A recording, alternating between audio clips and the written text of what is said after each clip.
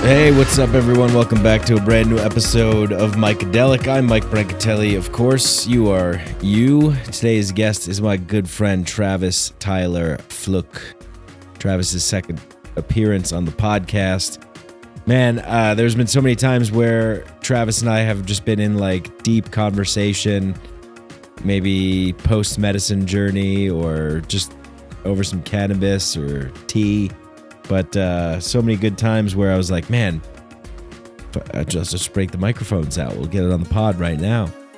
And as that happens in life, when you're a podcaster, you're always like, oh, save it for the podcast. Wait. And that's exactly what happened with Travis. He came back from Mexico after his first encounter with the toad. I wanted to know about it. And he said, I'll save it for the podcast. We'll record a podcast and we'll do it. And that kept getting postponed and rescheduled. And we finally were able to sit down and do one. So that's what we get into today, is Travis's journey with the toad, among many other things. So you guys are going to love this podcast. I really enjoyed it. I always enjoy talking to Travis. And yeah, check out the first podcast that we did together. I believe it was maybe a year or two ago. I forget exactly which number, but if you search his name, I guess maybe you'll find it. So yeah, thank you to everybody that supports this show. Thanks to everybody that leaves 5-star ratings on Spotify, on Apple Podcasts, wherever you do. The show is everywhere, so wherever you access it, as long as you are showing some love, we appreciate it. I mean, as long as you're listening, we appreciate it, really. But for the people that go the extra mile, show us some love. Help leave a 5-star rating and review on Apple Podcasts or Spotify or YouTube or wherever. It helps boost us up in the algorithm so more people can have access. More people can have awareness that conversations like this are happening. And yeah, we really appreciate you guys that go and do that, y'all. If you want to go a step further, become a part of the Mycadelic Inner Sanctum Patreon. Go to patreon.com/MikeBrank. The links are in the show notes, show description. And become a Patreon member. You get access to early release episodes, video podcast episodes. Also the Inner Sanctum Discord chat, where people from all around the world are connecting in community to discuss many of the things that we discuss on this show. Big shout out to my sponsor, WaveBlock. Block those harmful EMF radiation waves. Get some stickers to put on your AirPods and your phone. It helps greatly reduce the EMF frequencies that are coming out. They're tested, they're proven, they work. I love them. It's 20% off with the code Mycadelic. So put in that code Mycadelic, get 20% off.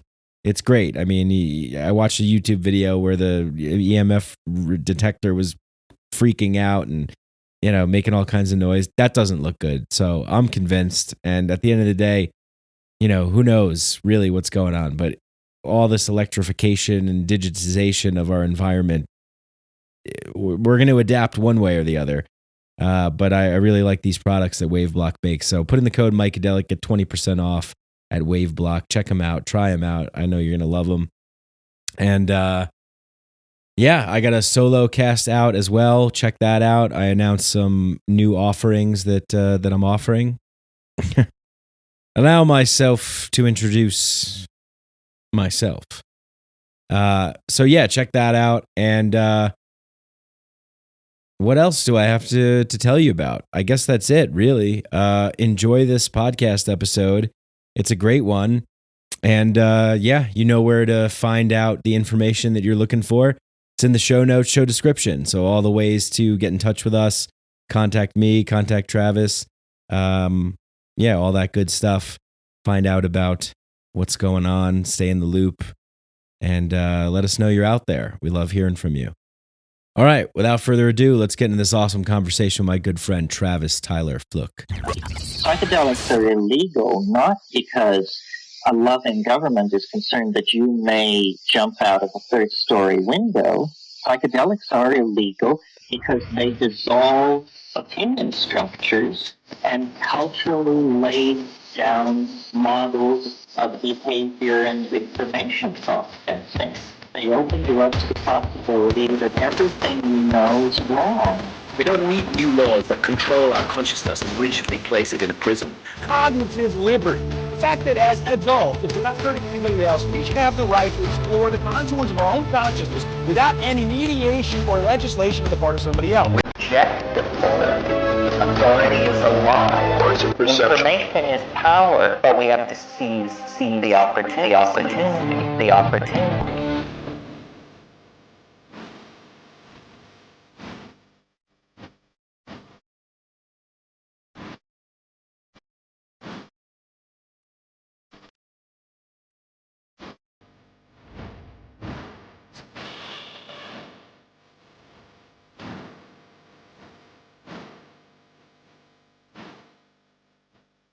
What's up, Travis? Hey, Mike. Welcome back. Thanks for having me. Of course. Yeah, it's been a long time coming. Yeah, I tantalized you with the stories of 5-MeO and Oaxaca, Mexico for months now, so I feel like it's time to get down to brass tacks. Yeah. I've been living in suspense for like 4 months. You know, you had this journey, you come back, and I'm like, oh, I want to hear about it. You're like, well, I'll save it for the podcast. And then we rescheduled like 8 times. But I think the best podcasts are always the ones that get rescheduled. I cannot speak on that personally.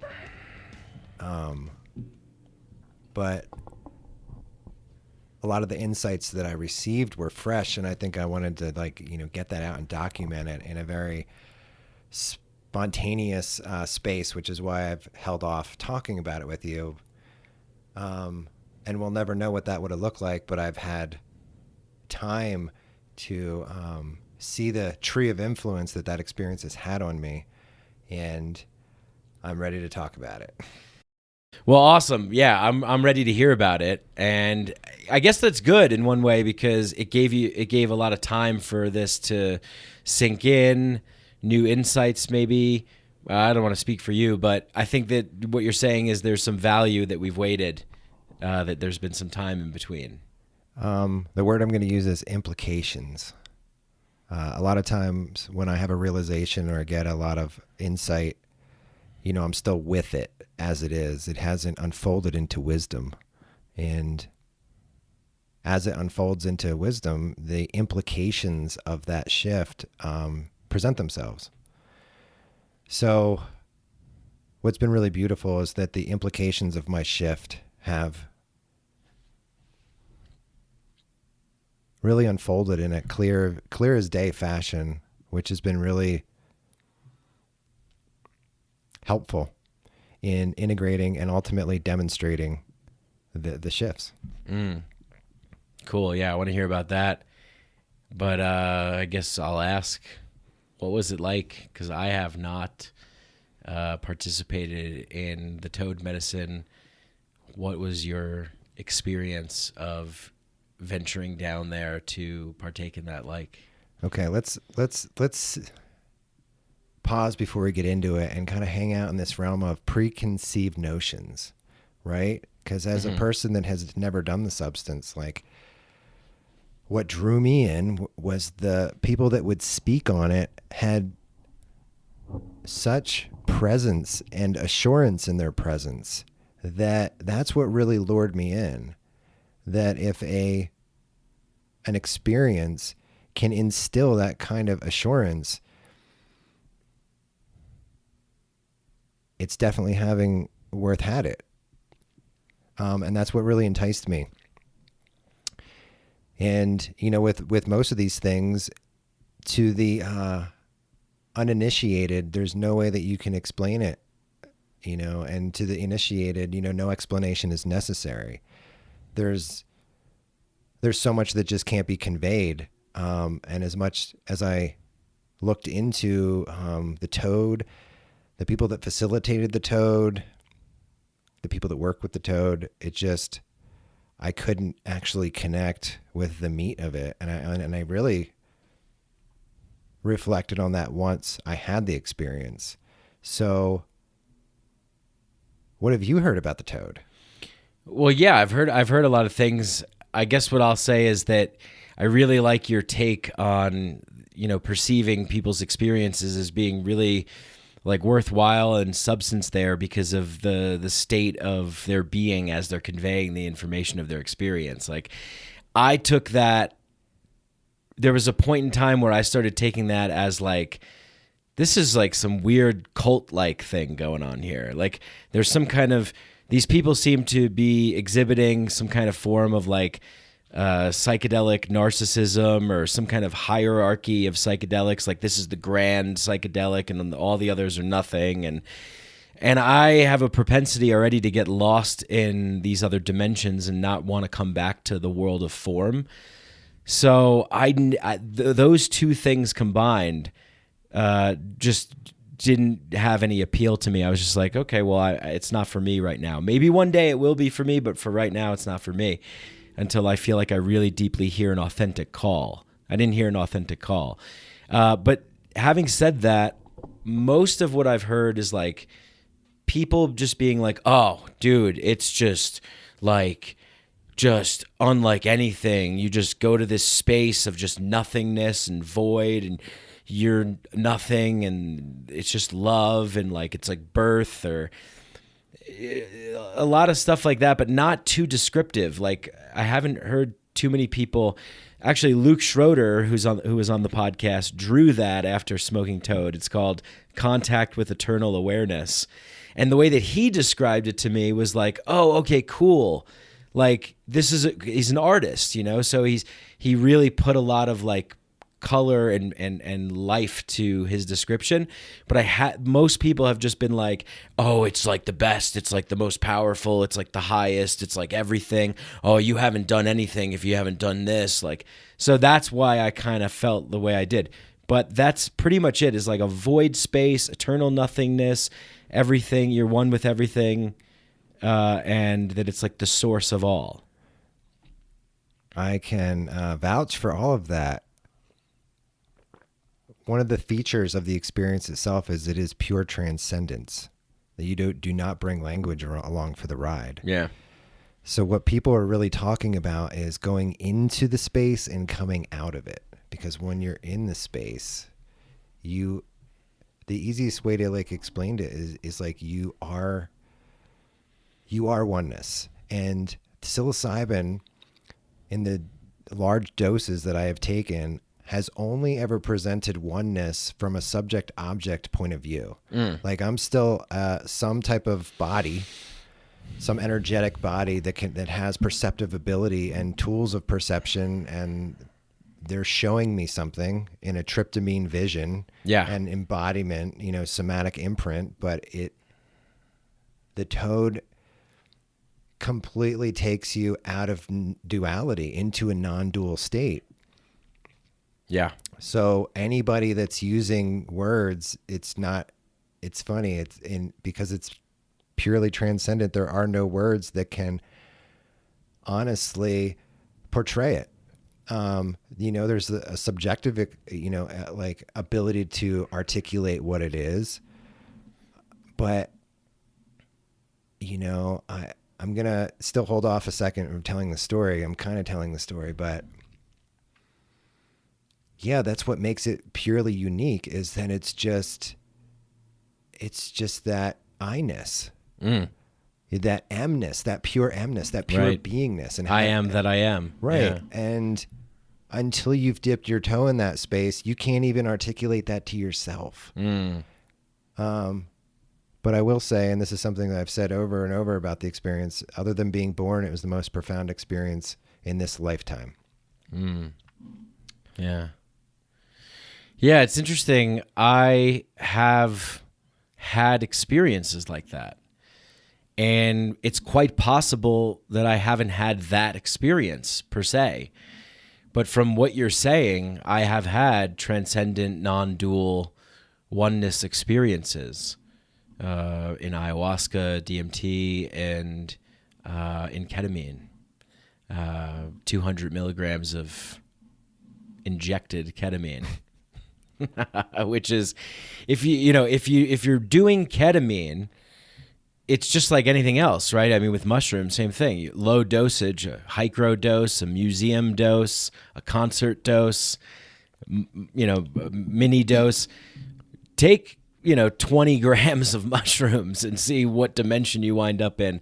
Same thing with ketamine. It's extremely distinct and profound substance.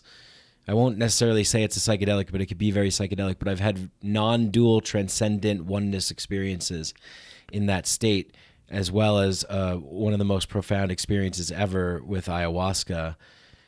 And let's talk about the feeling that it produces and the sort of unfolding of that wisdom from that feeling.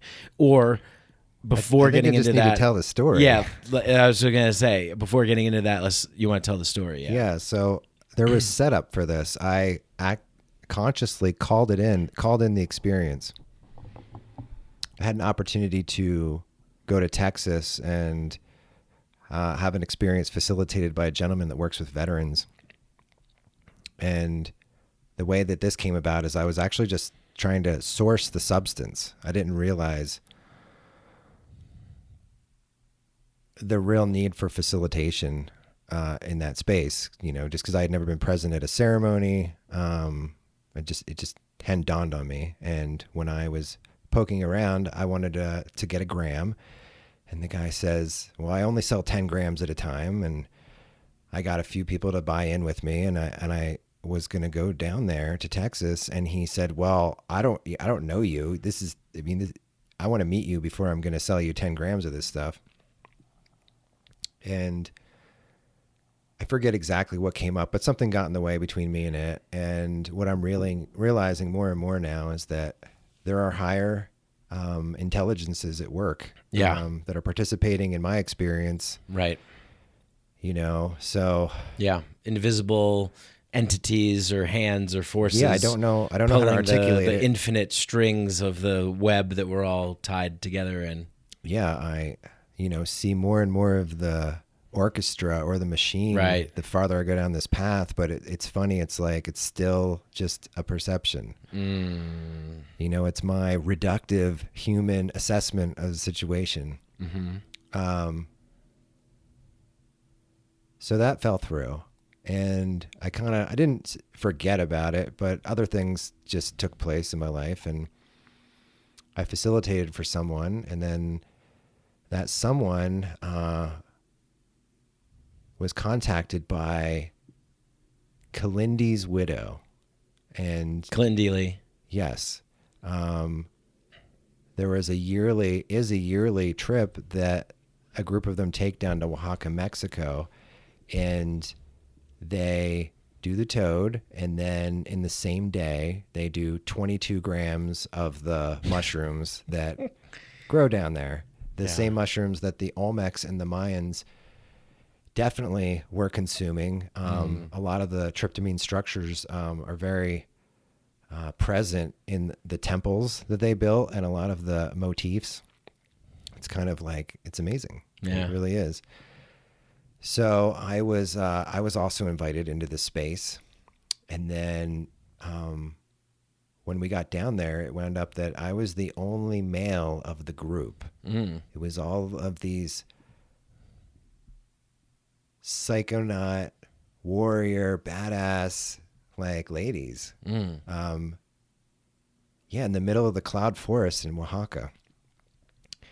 And if you've never been to a cloud forest, this one was like at 9,000 feet, and there's almost always cloud cover, and at night you can just see lightning storms forever, and there's bats the size of pterodactyls, and all the plants are super happy, and yeah, hell yeah. There's such a tourist nod to the mushrooms. And we were only, 60 miles from where Maria Sabina lived and worked as a curandera. And so I got the invitation, and it took me less than 24 hours to say, yes, I want to do that, and I just felt the attractor quality of the experience from that point on. And this is going to be a little bit tangential for a second, but it'll weave back into the story. In the last year, I've been, through the medicine work, connecting with the earth and quieting myself and getting clear as day messages. And I felt like this was part of that conversation. So I think it was about 3 months between me accepting the invitation and going down there. And was supposed to fly down to a part of Mexico that was close to there and then meet up with everybody the next day and then take a bus into the mountains. And the first day I missed my flight. I missed my international flight by 15 minutes. I remember. And, we were just talking about this invisible hand intervening.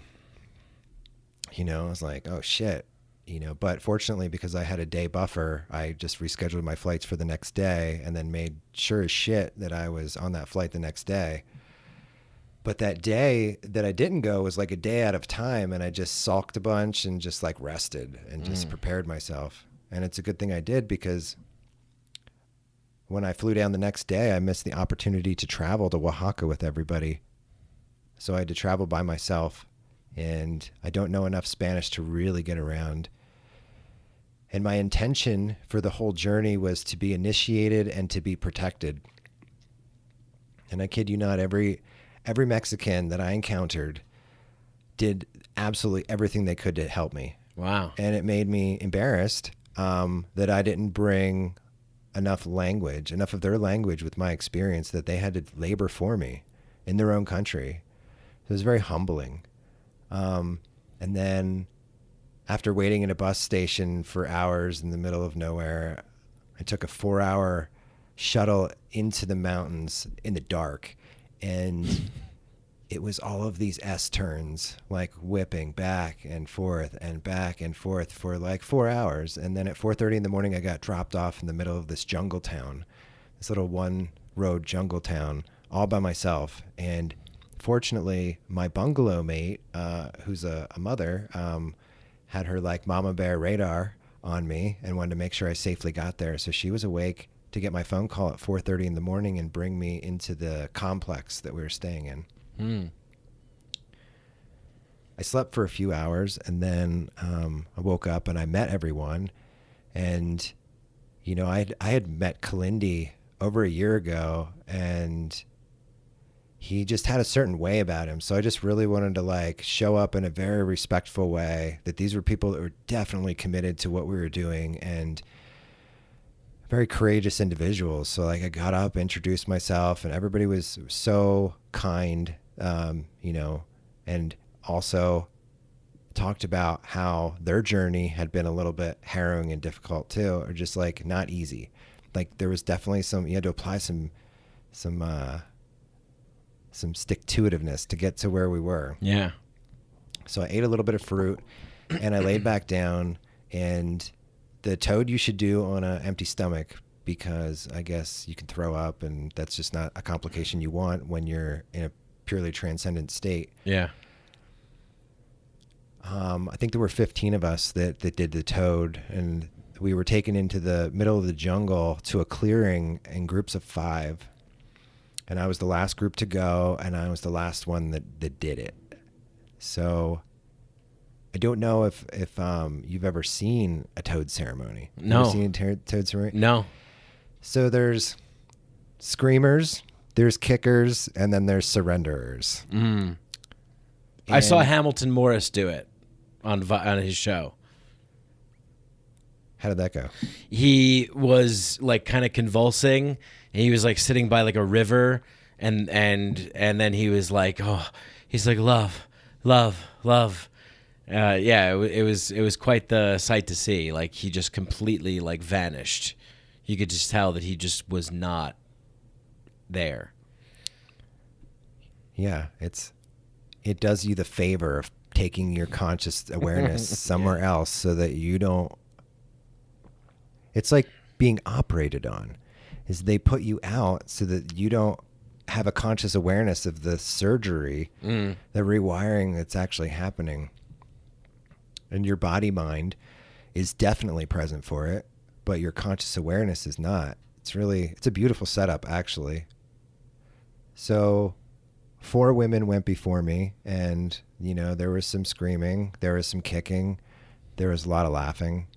And in the end, everybody popped up like they had been reborn. Like what you want to think a baptism is really like, just like coming out of the waters of transcendence and back into your conscious awareness, and having the benefit of years of life experience for that experience to reconcile, you know? And I knew when I did it, when I came out, that I had called that experience in since birth, which is a really like weird commentary. So the facilitator, Dr. Jerry, he wrote the book, The God Molecule, and he's facilitated for over 7,000 people. Wow. Sat down in this clearing, soft grass, and with toad, you vaporize it. And it's usually weighed on a very precise scale because there are different levels. That there are spaces with the toad that you can explore that are not true whiteout transcendent, you know. And this guy, no scale, eyeballed this shit. Put into a vaporizer pipe, which is I don't know. I usually call them meth pipes, but it's a glass pipe with a bubble at the end. Sure, yeah. And you put the venom, the dried venom, inside this pipe and heat it from the bottom. Torch it, yeah. So Dr. Jerry held onto the pipe and everything for me. All I had to do is slowly inhale. And if you inhale it slowly enough, it is not agitating to your throat at all. It's not like NDMT. Nice. Right, yeah. Where you're like, what the That's what I used to smoke DMT out of the first time, was that little crack pipe. I remember buying it at a little bodega in New York City. Yeah. There's naphthalene most of the time in DMT extractions. That mothball compound is just offensive. So like on top of like being like, you know, in that space, you're like tasting that. I don't know. It's just, the taste is the experience to me. We call it dirty old man. But this didn't have a taste, the toad? It had a very like you could tell that it was DMT. Okay. You know, minus it was like, I could tell the common denominator in my NDMT tasting, you know, if I was a sommelier of DMT. Like I said, it wasn't harsh on my lungs, so I didn't have to like contend with that. So you inhale for 8 seconds, you hold for 8 seconds, and you exhale. I had felt like I had done enough research going into the experience that I picked up a few interesting pointers. And one of those pointers is that this gentleman that facilitates, if he sees people put their bodies into asymmetrical positions, he puts their arms and legs out like a star and creates symmetry, and he feels that somehow facilitates the experience. So I just figured that I would just do that. On my exhale, I put my arms and my legs out in the most vulnerable position I could be in, the most surrendered position I could be in. And the substance comes on very quickly. And from a visual standpoint, and I mean vision not limited to your eyes, because at some point your third eye becomes really activated, so that interpretation of vision, I think, just like morphs into the experience very, very quickly, much like NDMT. A lot of times by the time you're exhaling, you're already being affected. And that's one of the reasons that a lot of people don't like that, because it's like 0 to 1,000 really quickly. Yep. Yeah. And so this like tryptamine, glittery, whiteout, snow kind of visual just like takes over everything you're perceiving as vision. And I think that's a lot what people are referring to, like the white part. And the last thing to go was my ability to articulate the experience to myself. Like, one thing that we take for granted is that we're always appraising things, we're always judging things. There's a lot of mental chatter that's happening that is you're so used to it, it's background. And then when it's gone, all of a sudden you're like, whoa, holy shit, I didn't even know that could go. And the very last thing that I remember is that my body went completely limp, as if I didn't have to apprehend the future at all or lament about the past, that I was truly held by the divine in the moment, in the presence. And then for like 15 minutes or something like that, I was completely gone. Completely gone. There's no experiential artifacts, nothing that I brought back from that 15 minutes. And from the outsider, they told me that I was the most Buddha-like to go into the experience. And I think I'm going to create a little story here, but I attribute that to the amount of psilocybin that I've done. You know, like almost like I prepared my body mind in a big way to experience something like that. Mm. When you say you were gone, where were you? Well, that's the whole thing. That's the unutterable. So you don't have a recollection of that space and time. No, and that's why I've gotten really adept at talking about going in and coming out, but the in-between part is completely... Do you remember yeah, wow, that's pretty... It's pretty rare, I guess, to... How long? About 15 minutes. 15 minutes of just no recollection of that time. Yeah. No, but when I came back into my body and I got my conscious awareness came back into my body, I definitely knew that like maybe I didn't geographically go anywhere, but something went somewhere and attuned with something so ridiculously intelligent, so infinite that my Travisness could be in complete assurance that there was so much more to this experience. What experience? Life. Yeah. You know, however you want to make commentary on what we're doing now, like, you know, consciousness experiencing itself, duality, you know. Yeah. Do you suppose that it's like an NDE type experience? I think it is a DE experience. Well, you know how Honestly. people, yeah, I guess they call them, you should call them DEs. But yeah, the way that a lot of people describe it, going somewhere, white light, glittery, shiny. But yeah. Now I don't have the direct experience of an NDE, but I will tell you that it definitely felt like death and rebirth. Yeah, Like, sure. Sure yeah. as shit. Right. Well, I guess it's funny you say that because we don't really know what death feels like, but I guess maybe we're assuming that it's like this. I mean, I always like think about Alan Watts saying, like, you know, death is nothing to be afraid of. Like it's because it's non-existence. A lot of people think that they're going to be, you know, just little old poor them buried in a box somewhere in the dark, you know, lights out. It's a non-experience. So you had an experience of a non-experience, which is probably like a death experience. Yes.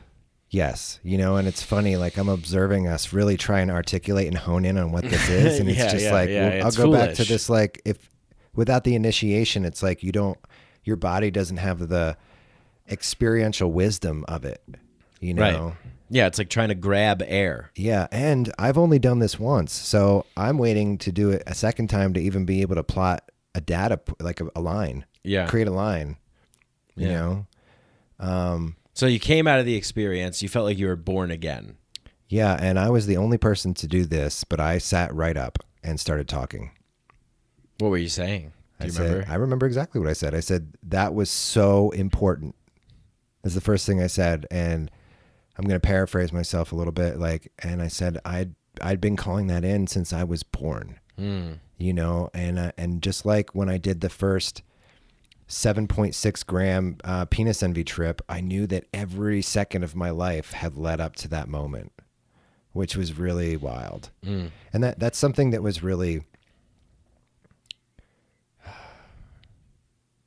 the experience had a lot of gravity. Like I didn't know what would happen after taking 7.6 grams of penis envy. I had this concept of what an ego death was and had this concept of turning into vapor and then coming back in my body. But like, there's something so intuitive about it that once it happens, it becomes a memory. It's like, whoa, I've been here before.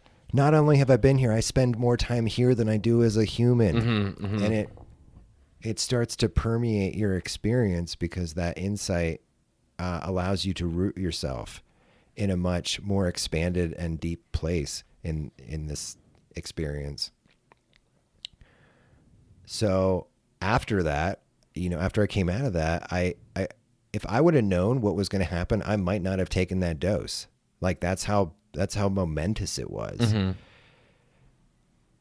But I knew that going into the tote, like I already had that as a preconceived notion, that in and of itself, like this is huge. This is going to be big. But I have gotten really good at walking my body mind up to these experiences and then drinking the cup and being like, all right, well, we did it now. And just like riding it out. And that's one thing I did with the toad. Like, it's like, as you get closer to something, the farther away it seems, like Christmas when you're a little kid, it's just like killing you. And then you're there. And right before I went in, Dr. Jerry gave me the most potent, intense blessing that I'd ever had in my entire life. And he brought in like ascended masters and angels, and the healing of the planet begins with you, begins now, begins with this.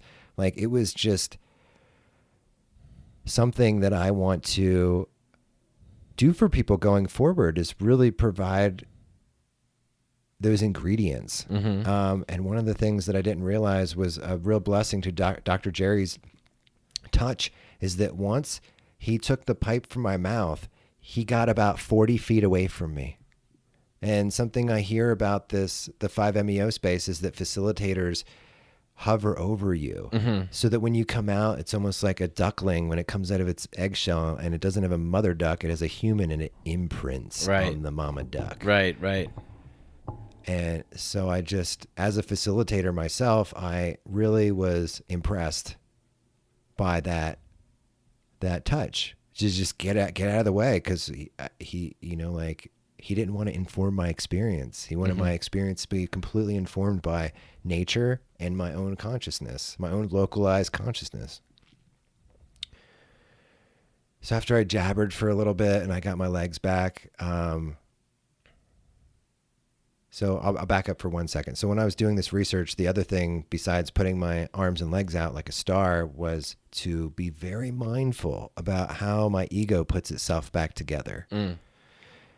And that was definitely an intellectualization that I carried with me until the experience. And then I actually got to like pay attention to my ego putting itself back together. And what was given to me very quickly was my dharma, why I'm here. And,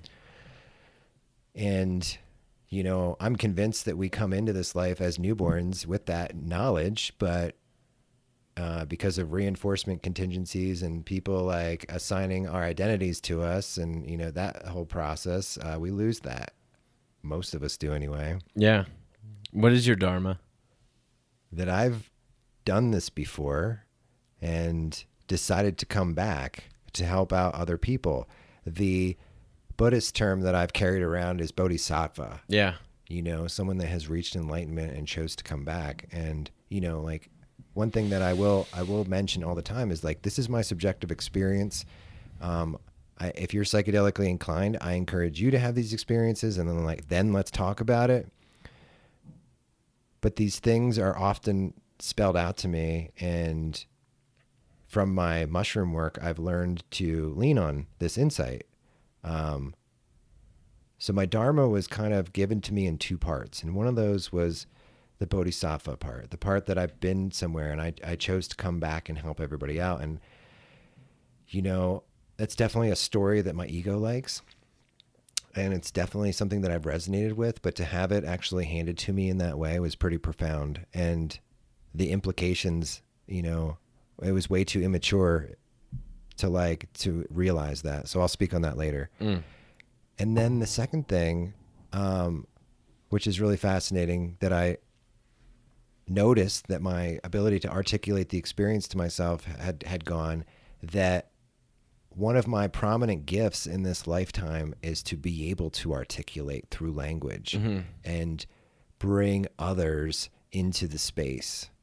Use language as a vector to bring people into the space, which I thought was like pretty profound, considering I make serious effort to be concise and to use very specific language, and it just made sense. So we left the area of the jungle and we went back and we ate a little bit of food, and in preparation for the evening, because we did 22 grams of mushrooms that night as well.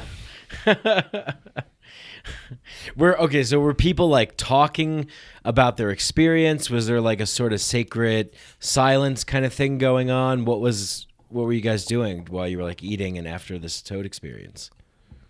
Well, it was easy to talk about that we had an experience and that it was profound, but it was funny that we just escaped the ability to actually talk about what it was. Yeah. So everybody's just kind of like glowing. Like glowing with the assurance of oneness. Would really love to create more words around this stuff, because there's just so... The words that we have are very crude to bring you into some of these experiences. Like one of the things that I really love is when I'm facilitating for somebody and they come out of the journey and there's this gratitude that beams, because it's almost like they're little Buddhas again. Right. That they're not encumbered by all their fears and all their, like all their negative self-talk. They're just like wise. Right. Yeah. Yeah. There's like a tendency to call that like enlightened or awakened, but maybe some better language will... Buoyant. Yeah. That's a good one. But that's the whole thing. Like we just don't have words to talk, but if we had words to talk about it, then we could talk about it. Yeah. So yeah, a bunch of us were just like giddy. Yeah. And then also anticipating these 22 grams, because that's, I mean, I don't know. Most people would decline. Yeah, 100%.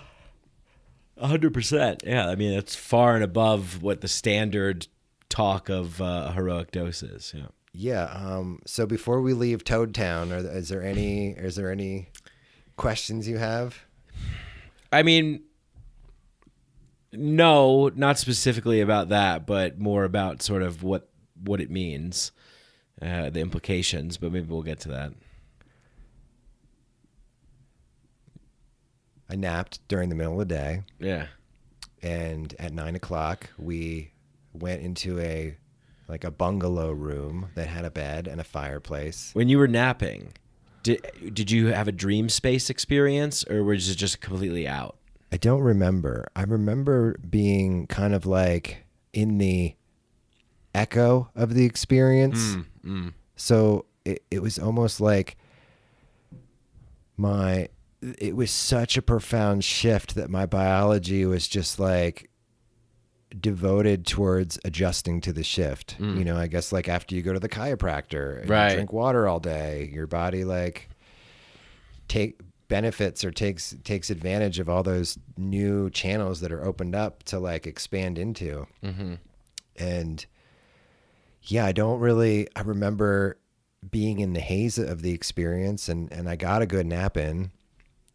And I don't remember anything profound coming to me other than just being with the whole bodhisattva thing was pretty huge. And so we were in this room with this bed and this fireplace, and Kilindi apparently was he's very militant, very like patriarchal, but very like,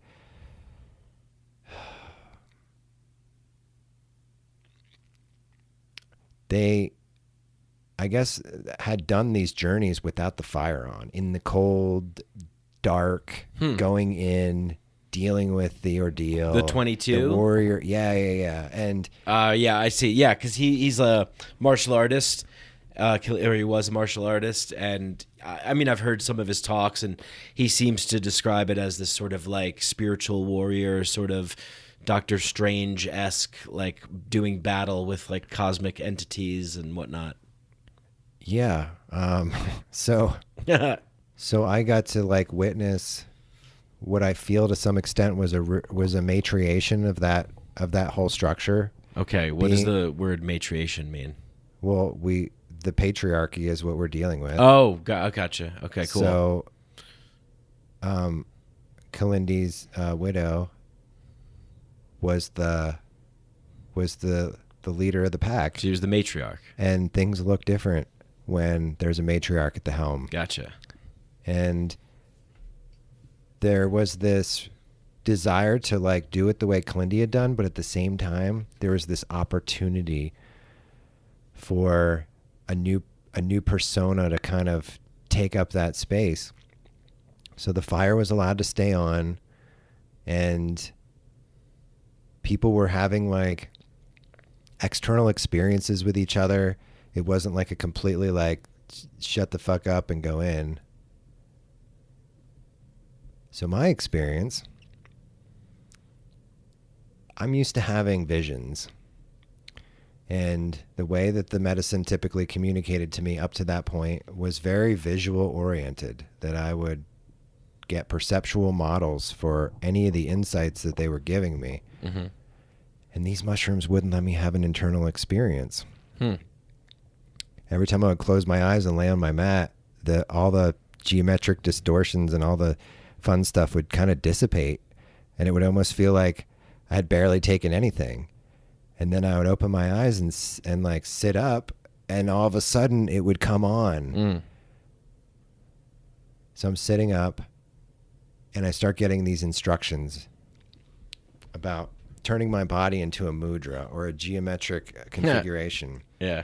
So my left hand, I had like a little, my palm was up, kind of reached out a little bit, almost like supinated, they call it, when the bottom of your hand's up. And then my right hand, much like you see a lot of the ascended masters holding a mudra with their right hand up, almost like pledging allegiance in a way. Mm-hmm. So the mushrooms were showing me, and probably because I was the only masculine presence there in medicine, they were showing me that I was receiving the energy of the room through my left hand, transmuting it through my heart, and then re-offering it to the space of my right hand. Like, stranger than fucking fiction. Yeah, and that like, makes a lot of sense. And then in this posture, I'm witnessing, in almost like a cascading fashion, each of these women kind of become center stage in the room and have these experiences, whether it was a release or a processing, and then there was singing and humming, and things would come, and the fire would come to a crescendo, and then it was that woman's, that was her turn. She was done, and then the next one came into the space, and I was just like holding it the fuck down. And this, there was a woman next to me who was my bungalow mate, funny enough, seeing me just like hold it down, and she was having a very difficult experience, and she asked me to put her, if she could put her head on my lap while I was doing this. So I was like sitting up straight and doing this, and she had her head on my lap, and then just intuitively I started like stroking her hair, and then my hand went to the small of her back, my right hand. And this hasn't been entered into the story. I don't think so. I don't think we talked about this last time, but like my right hand has been a really prominent ingredient. I think you mentioned in a that. lot of my trips. Yeah. So at one point, the medicine told me that I was a great healer. The mushrooms told me that I was a great healer, and that I would have the ability to heal through my hands, but I had to heal myself first, and then I would get access to that. And I think that was only within a few weeks of going to Mexico and having this experience. And when I put my hand on the small of her back, she started convulsing and had a release that I facilitated. And I was just really blown away by all of this, you know? So I don't know, maybe for like 5 hours after we went in, everybody was kind of coming out and tired, obviously, from doing the toad in the morning and then this. Mm-hmm. So I went back to my bungalow with my bungalow mate, and we started unpacking all of this shit. Well, there are bats the size of pterodactyls flying around, and lightning storms everywhere in the distance. In the and cloud like, forest. I mean, it was, the stage was set. Right. That's the place to do it. You know?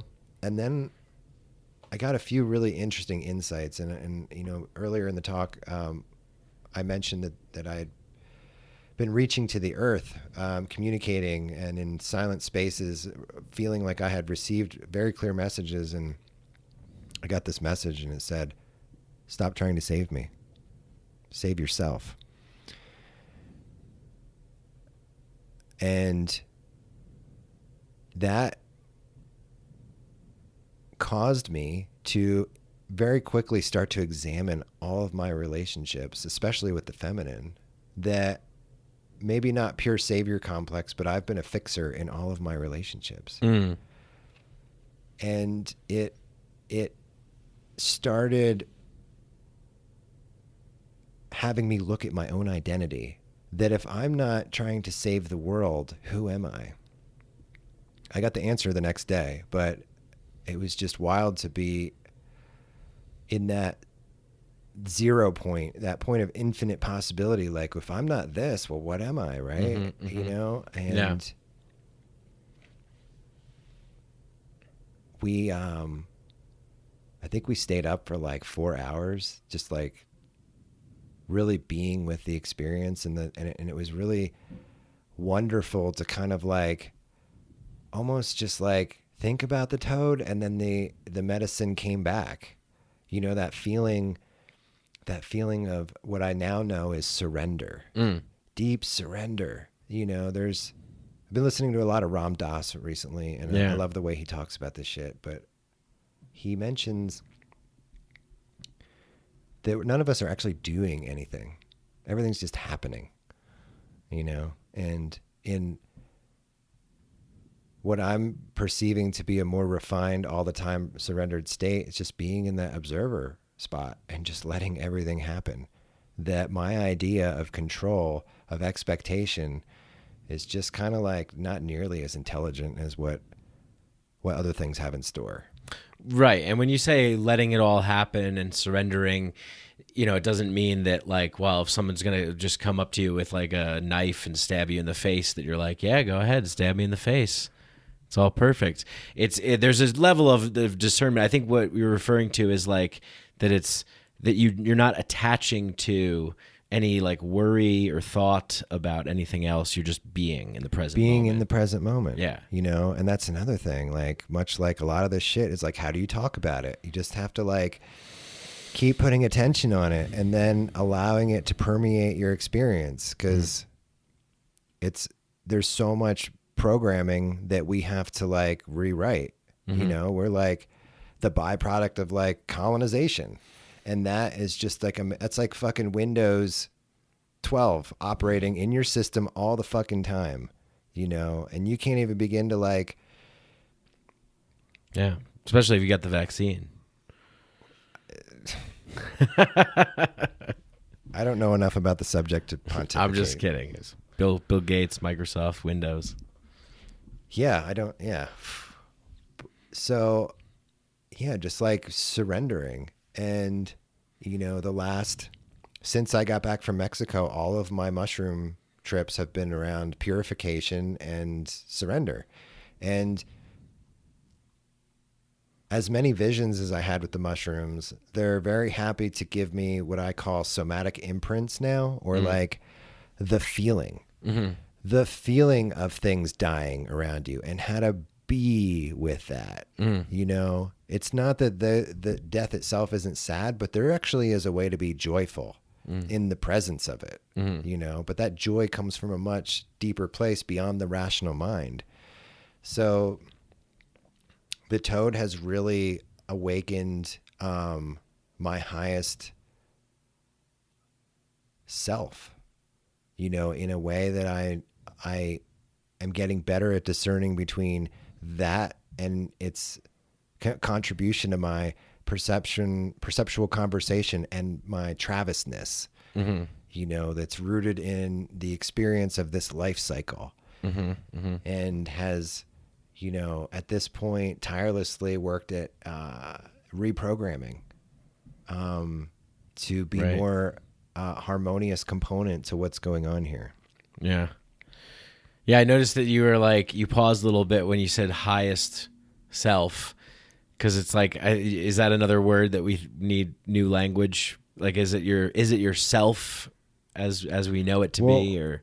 So what I've adopted is this concept of a being that weaves in and out of these incarnations, right? So today I'm Travis, but next life cycle I could be Sarah, But there's something, and this is what's cool about looking at things fractally, that there's something that comes into that. Just like we reincarnate into a different dream state every night, like it's happening in a much grander cycle, I believe. Like, Right. We have the Zen Buddhists call it the original face before you were born, which is actually one of my compass bearings in my medicine work. Right now the prescription is 10 grams of penis envy with the intention to see or commune with my original face before I was born. So when I refer to my higher self, I think of it, there's like a stream. So if you look at undifferentiation, like oneness, there's like little rays that come out of that. So right now we're at like the most distal part of the experience. And there's a lot more of us that exists upstream to that oneness. Does that make sense? Yeah, totally. Do you think it's into other dimensions? Well, from our ability to articulate, yes. Yeah. I don't even know how to it's funny. I have a lot of like perceptual models that I can't apply language to from my medicine experience. Like it makes sense in a model sense, but it's like hard to like come up with the words that give you the what do they call that? You have a etymology? No, like a synonym or a metaphor. Oh, a metaphor. Yeah. Oh, yeah. I don't know. See, it makes sense here, but I'm like, but yeah, like a metaphor to be able to like take what we know in our conscious awareness and overlay that into the unutterable, Right. Because I think Terrence McKenna said the truth is even stranger than you think it is. Yeah. And even stranger than you can think it is. Yeah. Yeah. And it from my experience, yeah. it is. Yeah, totally. Yeah. But at the same time, I want to like, create some scaffolding, to really speak to the people that are inclined to do this work. One of the realizations that I've adopted is to find the others. I don't need to worry about the people that will probably never seek within this lifetime beyond a religion that was handed to them. And that's okay. There's enough people on this side of the fence, is how I like to look at it, the others, and there's enough fence sitters that we have our work cut out for us. If we do that, then a lot of those people that are inaccessible right now will become more accessible. Right. Yeah.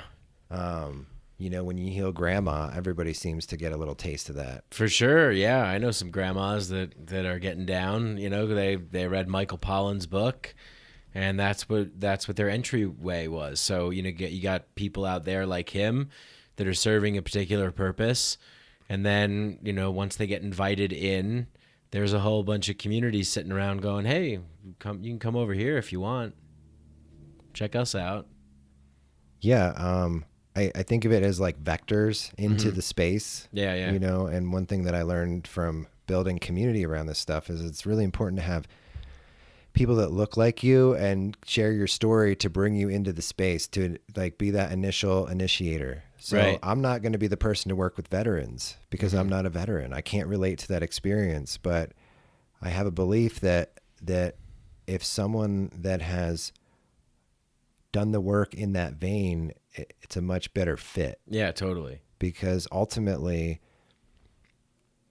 the highest thing you can do in the presence of these experiences is to surrender to them, and if you feel safe and supported, then you have a much easier time of surrendering, of letting go. I think the last big PE dose that I took, it was over 8. I didn't have a sitter, and then they handed me my ass and showed me exactly why I needed a sitter. And I was giving a talk in 2 days, and I was too hung up on worrying about if my brain was going to be put together back correctly to be able to surrender to what they were presenting me. And that was the one where they they made fun of me because at the time I was on this pursuit of taking large doses so I could tell people that I had taken large doses. But it wasn't until they pointed that out to me. They're like, Travis, what the fuck do you want here? Like the only reason you want to take 10 is to tell people you took 10. Yeah. And I appreciated them calling me out because in my life, not many people call me out. And they called me out and that was fucking wild. But I forget the point of what I was talking about, the experience. Yeah.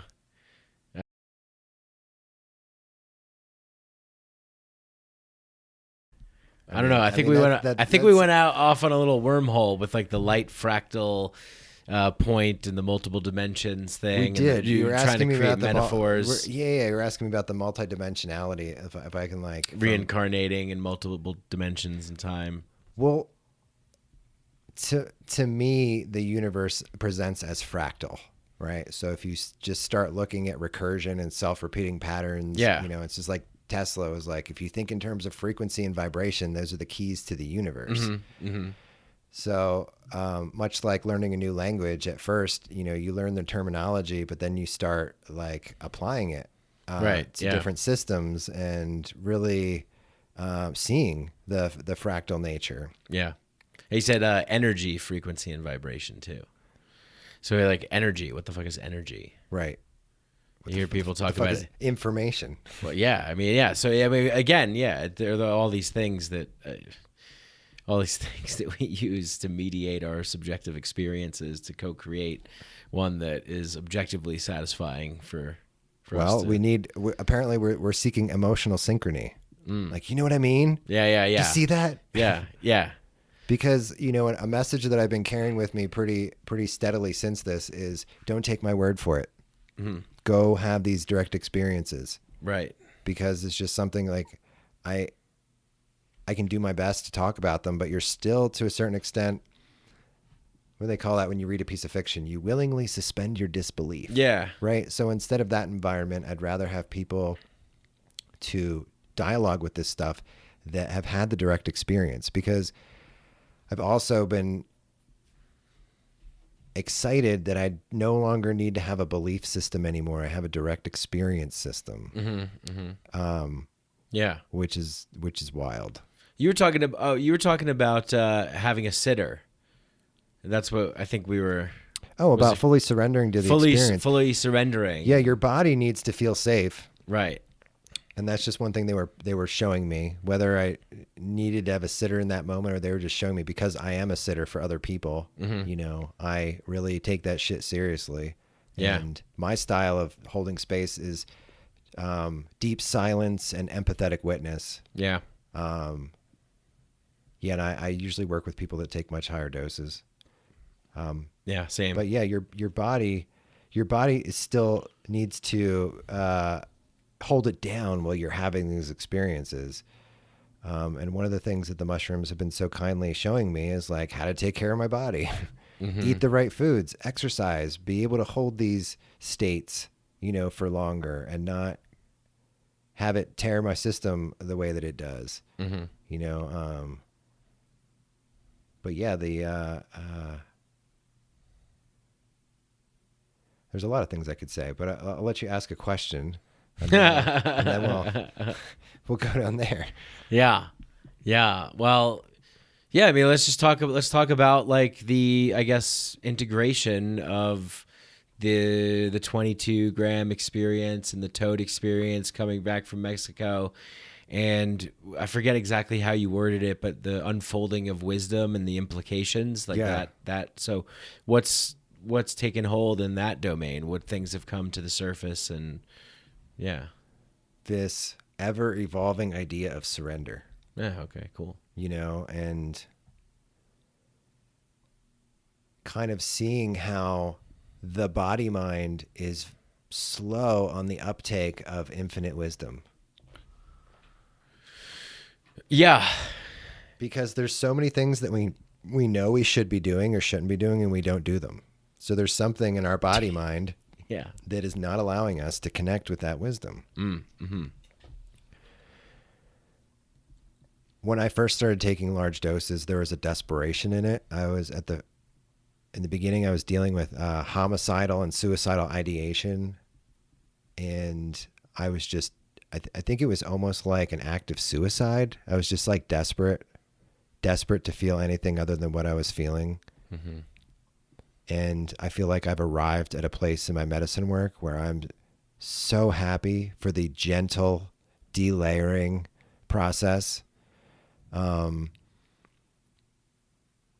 toad has afforded me that opportunity to sit more in the observer spot. Ram Dass made this comment. He said about the observer, the witness doesn't have a horse in the race. Mm-hmm. Blew my fucking mind. Because there's a lot of atrocious shit that happens. But if you really, really tune in to the observer, the, I guess, all-seeing eye, the eye of providence, however you want to call it, it really sits in a non-judgmental observational place. Yeah.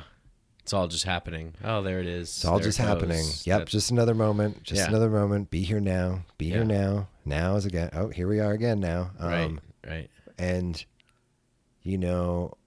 realizing how much intellectualization that we are with all the time. And our belief systems kind of prompt us to reach out to something and trust that it's there. But these direct experiences put you in proximity of the divine, and that nourishes you ultimately. So it's been really beautiful that for the first month, maybe 2 months coming out of the toad, I just kept getting all of these, it's almost like I had a sports commentator in my head. Okay, there's a projection. Okay. Yeah, nice. You're traffic director. It wasn't even like that. It was just pointing out all this shit. It was almost like, it was like too much chatter. But what I realized that ultimately is that it was constantly showing me where to surrender. And once I figured that out, then all of that, it just was like, surrender here. You're living in a projection here. You just created a story, or you're about to create a story, surrender to what is, be in the present, Yeah, so you got like a really strong ad blocker on your browser. However, metaphor, right? Haha, there's that word again. Yeah. But yeah, it's just, and then, I worked on the campaign to decriminalize mushrooms in Denver, and there is a current effort to roll out Colorado statewide legal measure or initiatives, and I went to one meeting after I got back from Mexico, and I realized how triggered I was in this space. And remembering that insight about stop trying to save me, I realized that in that space, I was trying to fix things. So I made the decision to leave the activist space. And a good friend of mine, reached out to me, and he said, I know you're not involved in the activism part, but will you please just be present at these things from a solidarity point of view? And I said, yes, I will come to these things out of solidarity. So I went to a series of town halls over a couple months, and I just sat there with my palms open up on my knees, like in a very open posture, and looked kind of down to the floor with open eyes so no one thought I was sleeping, and just held space. Much in the same way that the mushrooms had showed me in Mexico. Mm-hmm. And I had this realization that I'm constantly waiting to speak, and that you can't actually listen if you're waiting to speak. So all of these meetings, I had the opportunity to actually listen. And even though I felt that what I was doing wasn't contributing, I had people come to me on the tail side of these events and appreciate that I was just there holding space, and they knew what I was doing. So I got this like feedback. Yeah, they felt it. You know, they sensed it. Yeah. Well, you know, it's interesting to be in these spaces where people are onto self mastery and communing with these compounds. There's like this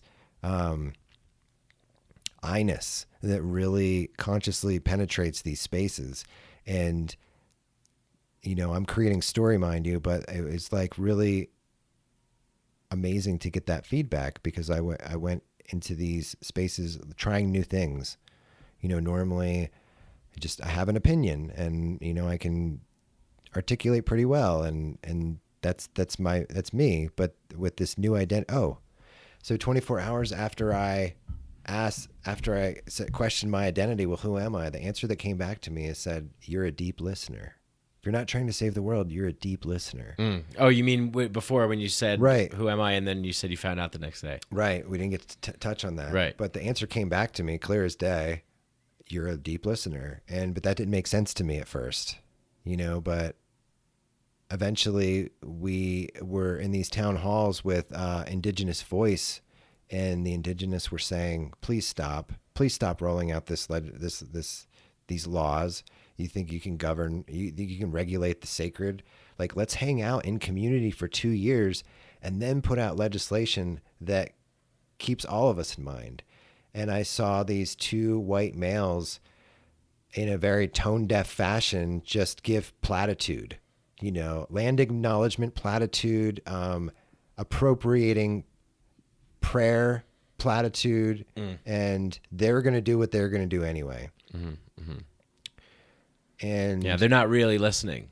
No, but I saw myself in every person there, and and I also saw what I feel the East and West mind like butting heads, because the West mind is so non-holistic and symptomatic, and the East mind recognizes oneness and sees everything as a holistic kind of like lens. So it's really, from an observer point of view, not having a horse in the race, it was pretty epic. And I rarely ever use that word to kind of like see that, and to feel that room was one of the most sacred, important places on the planet that night. Yeah. So after I heard the indigenous voice plead for them to stop, not that day, but I made the decision to get back into the activist space. There are going to be 2 initiatives rolling out for Colorado. One is a therapeutic access model, which is the one that I feel is very colonial in nature and is an attempt to medicalize the sacred and does not have community support. And then the communal response to that was to launch a Decrim All Plant Medicines initiative statewide. So more than likely that if I get really involved, that's the camp that I'm going to support. And not only that, but I'm going to be an opponent to the therapeutic access model. So we can start talking about that if you want. Yeah, of course. Yeah. I mean, I think that it's the perfect thing to talk about because I'm on the same page, you know, this like Western industrialized medical machine monster model that wants to sort of corporatize and everything and individualize, isolate everything, and it's, you know, all this kind of stuff, and then prevent people. I'm all about liberty. You know, everybody should have the right to engage with whatever they want as long as they're not causing any harm to anybody else. So, you know, I see all this stuff as like completely asinine, but I'm like 100% for putting power in people's hands. And we were talking before, let's get into it. Like the power of community, the power of like bonds that exist beyond any sort of monetized or professional label or moniker. It's like, let's just hang out and commune. Definitely on the heels of this pandemic experience that we've gone through, you know, this like need for connection, but at the same time, there's this alienation now infused in this process because we've all become so polarized with all of these big things that we've been asked to choose which side are we on. And it's like, you can't even find your commonality anymore because you're so programmed to look at difference, to look at contrast. right away. Yeah. And to meter someone's how free you think someone should be by how much it triggers your insecurity. You know? Yeah. That's just like this. That's the shitty part of it, and or how much you're unwilling to look at your own shit, and it's just the projection that's out there. I'm actively thinking about the situation in Texas with transgender rights. Uh-huh. They're like designing little kits for kids that have like little brass knuckles. What? So that they brass can't, knuckles? No phones, but yeah, they're like there's groups of trans individuals that know that kids are getting unwanted hormonal therapy and body modification, mutilation, because their parents are too afraid, right, to allow them to be what they are. Is ultimately what it comes down to, and there's some horrendous shit going on. So all that to say is like we are looking at each other's differences so much that we can't even be with people and allow them that. You know, because it's our insecurity that keeps us from being in proximity of that. It's nothing's wrong with that. It's something that you are projecting, which is obviously not a surrendered state. Right. Yeah. The surrendered state is do whatever you want. Like let it happen. Well, you talked about this is a good example because when you walked in, you're talking about you want to be free. Like it's freedom. I want to feel free. You want to feel free, yeah. And Ram Dass has this great bit. I absolutely love it in one of his talks, Experiments in Truth. He says, you don't want to be a meditator, you want to be free. You don't want to be a yogi, you want to be free.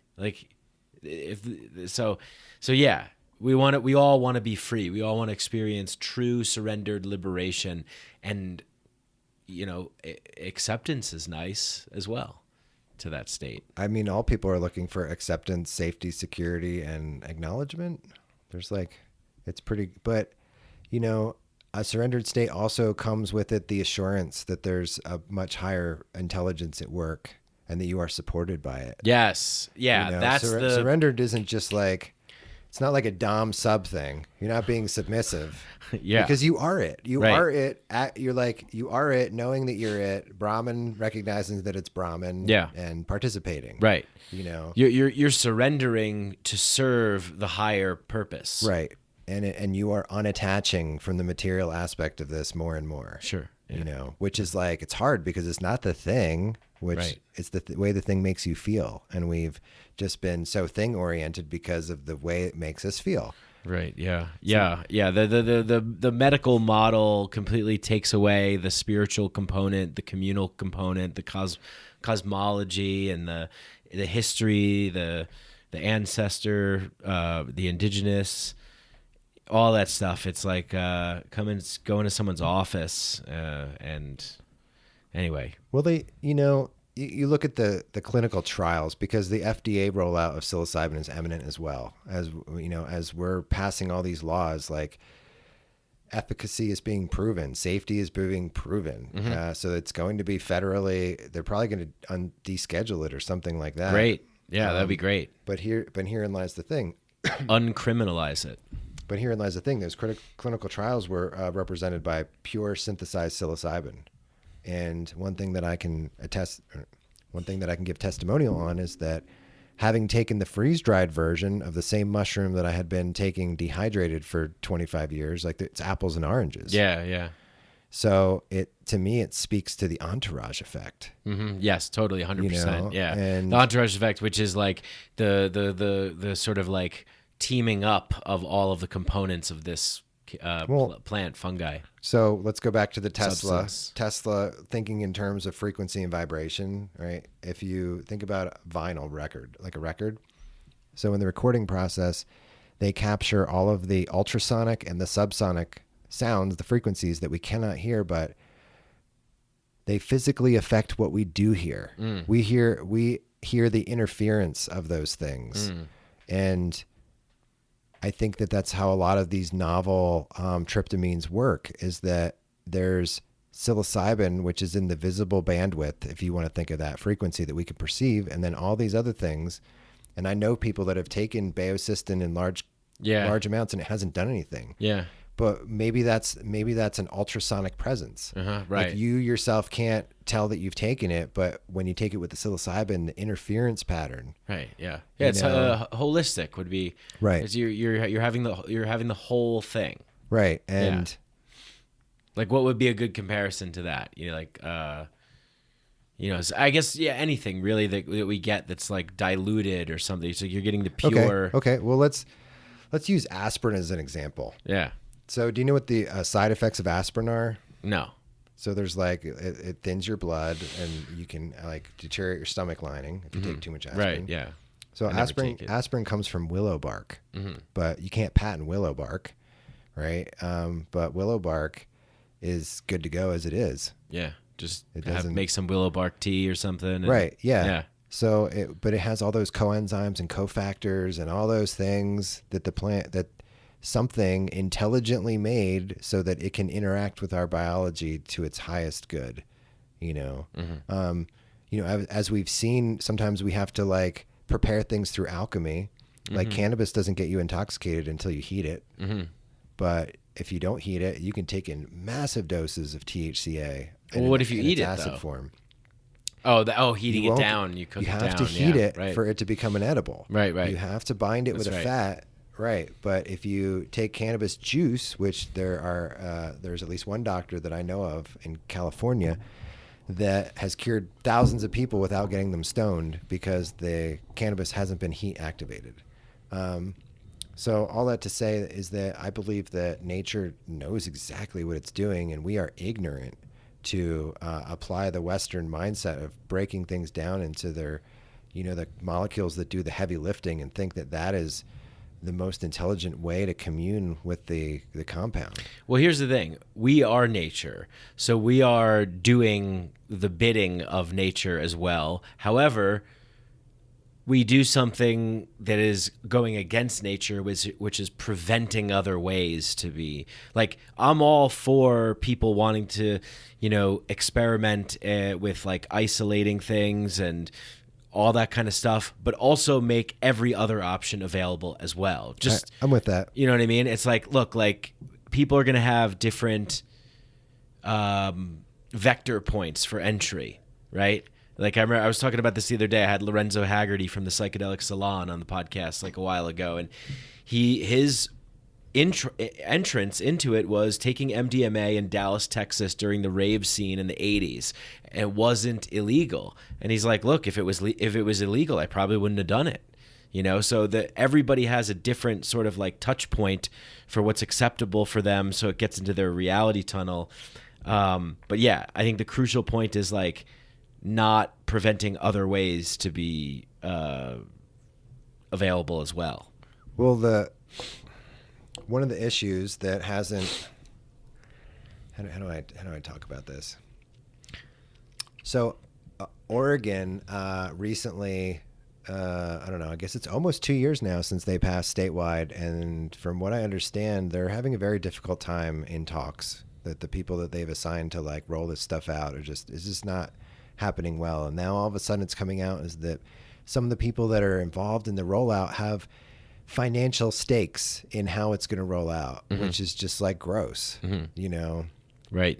So once you open those doors, so we have established in this country that lobbying is protected by freedom of speech, right? So once you have lobbyists come in, then they're going to make things how they want them. Yeah, essentially bribery is legal. Yeah, and right now, the way to really do that is to accentuate patentable medicines and to downplay and make illegal folk remedies. See, why can't they say we're going to pursue patentable, standardized, isolated compounds for use in healing pathways for medicalization and this kind of thing or whatever, and we're going to open stores and we're going to sell it, and also the people that just want to do their homeopathic, apothecary, holistic kind of way of doing things, communal, tribal sort of setting, do that too.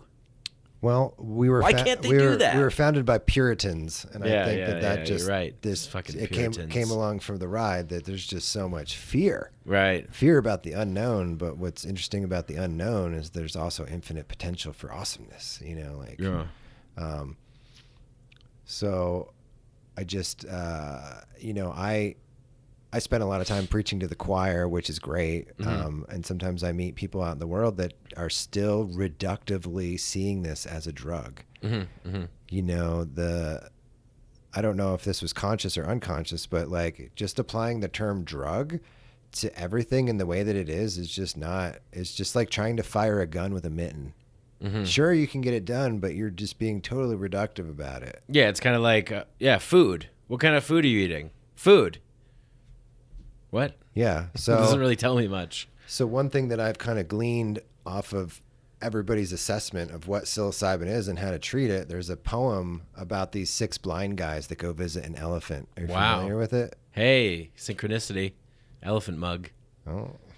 I knew I gave that to you for a reason. Yep, an elephant never forgets. Yeah. Hey. They have graveyards. They Okay. have funerals. Yeah. And I forgot what I was talking about. The 6 blind men that go 6 visit blind the men go elephant. see an elephant. And they kind of like all 6 of them land at different parts of the elephant. And the one part that I remember is that the one guy's like, oh, here's some bristles and a long like, he's basically describing the tail. Right. But he says, oh, this must be a brush. And the one guy is like at one of the legs and he's like, oh man, this must be a tree trunk. Right. So like from a limited vantage, all these people are trying to describe a fucking elephant. And that's how I feel. I see. A lot of people that are involved with passing these laws that don't actually either A, work with the medicine or go deep with the medicine. You know, you can't even like really, you could take grams and end up in what I call like a foyer space with the medicine. But if you take a few more grams, the mushroom really reveals its personality, you know, in a way that you can differentiate between mushrooms that came from Mexico versus mushrooms that came from Thailand. Yeah. Yeah, they have like a morphologic. I mean, Cambodia. They have Morphogenetic field. Yeah, something very unique That's to them. A Sheldrakean term. Yeah, it's really, you know, I've taken a bunch of different kinds, and like in higher doses, it's very apparent that these are different. Yeah. You know, and I would really like to see, in my ideal world, I would like to see people that are doing that deep work make the decisions, because honestly, I feel like they're closer to a surrendered state the more that you do the work.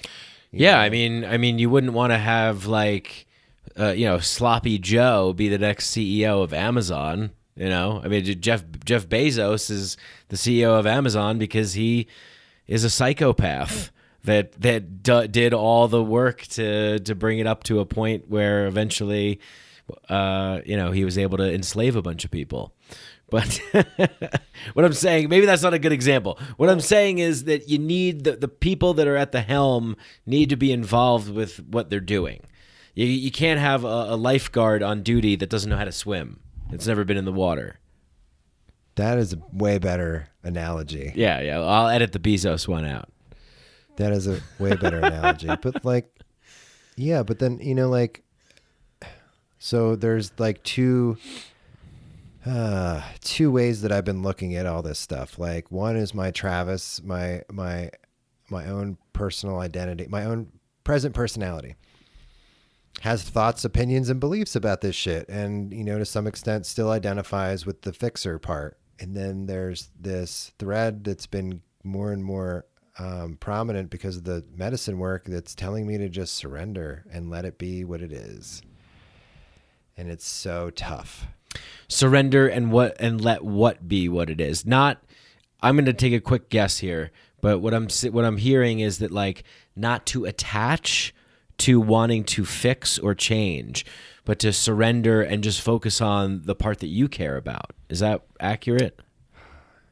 Well, I'm just going to be very clear about the therapeutic access model, about the medicalization of this stuff. Yeah, let's get it down right now. Yeah, I mean, I just have an opinion about it, but then my higher self is like, but you don't know what the highest good is. Like maybe rolling it out and getting the molecule into as many people as possible might be the highest good. Great. Let's do this.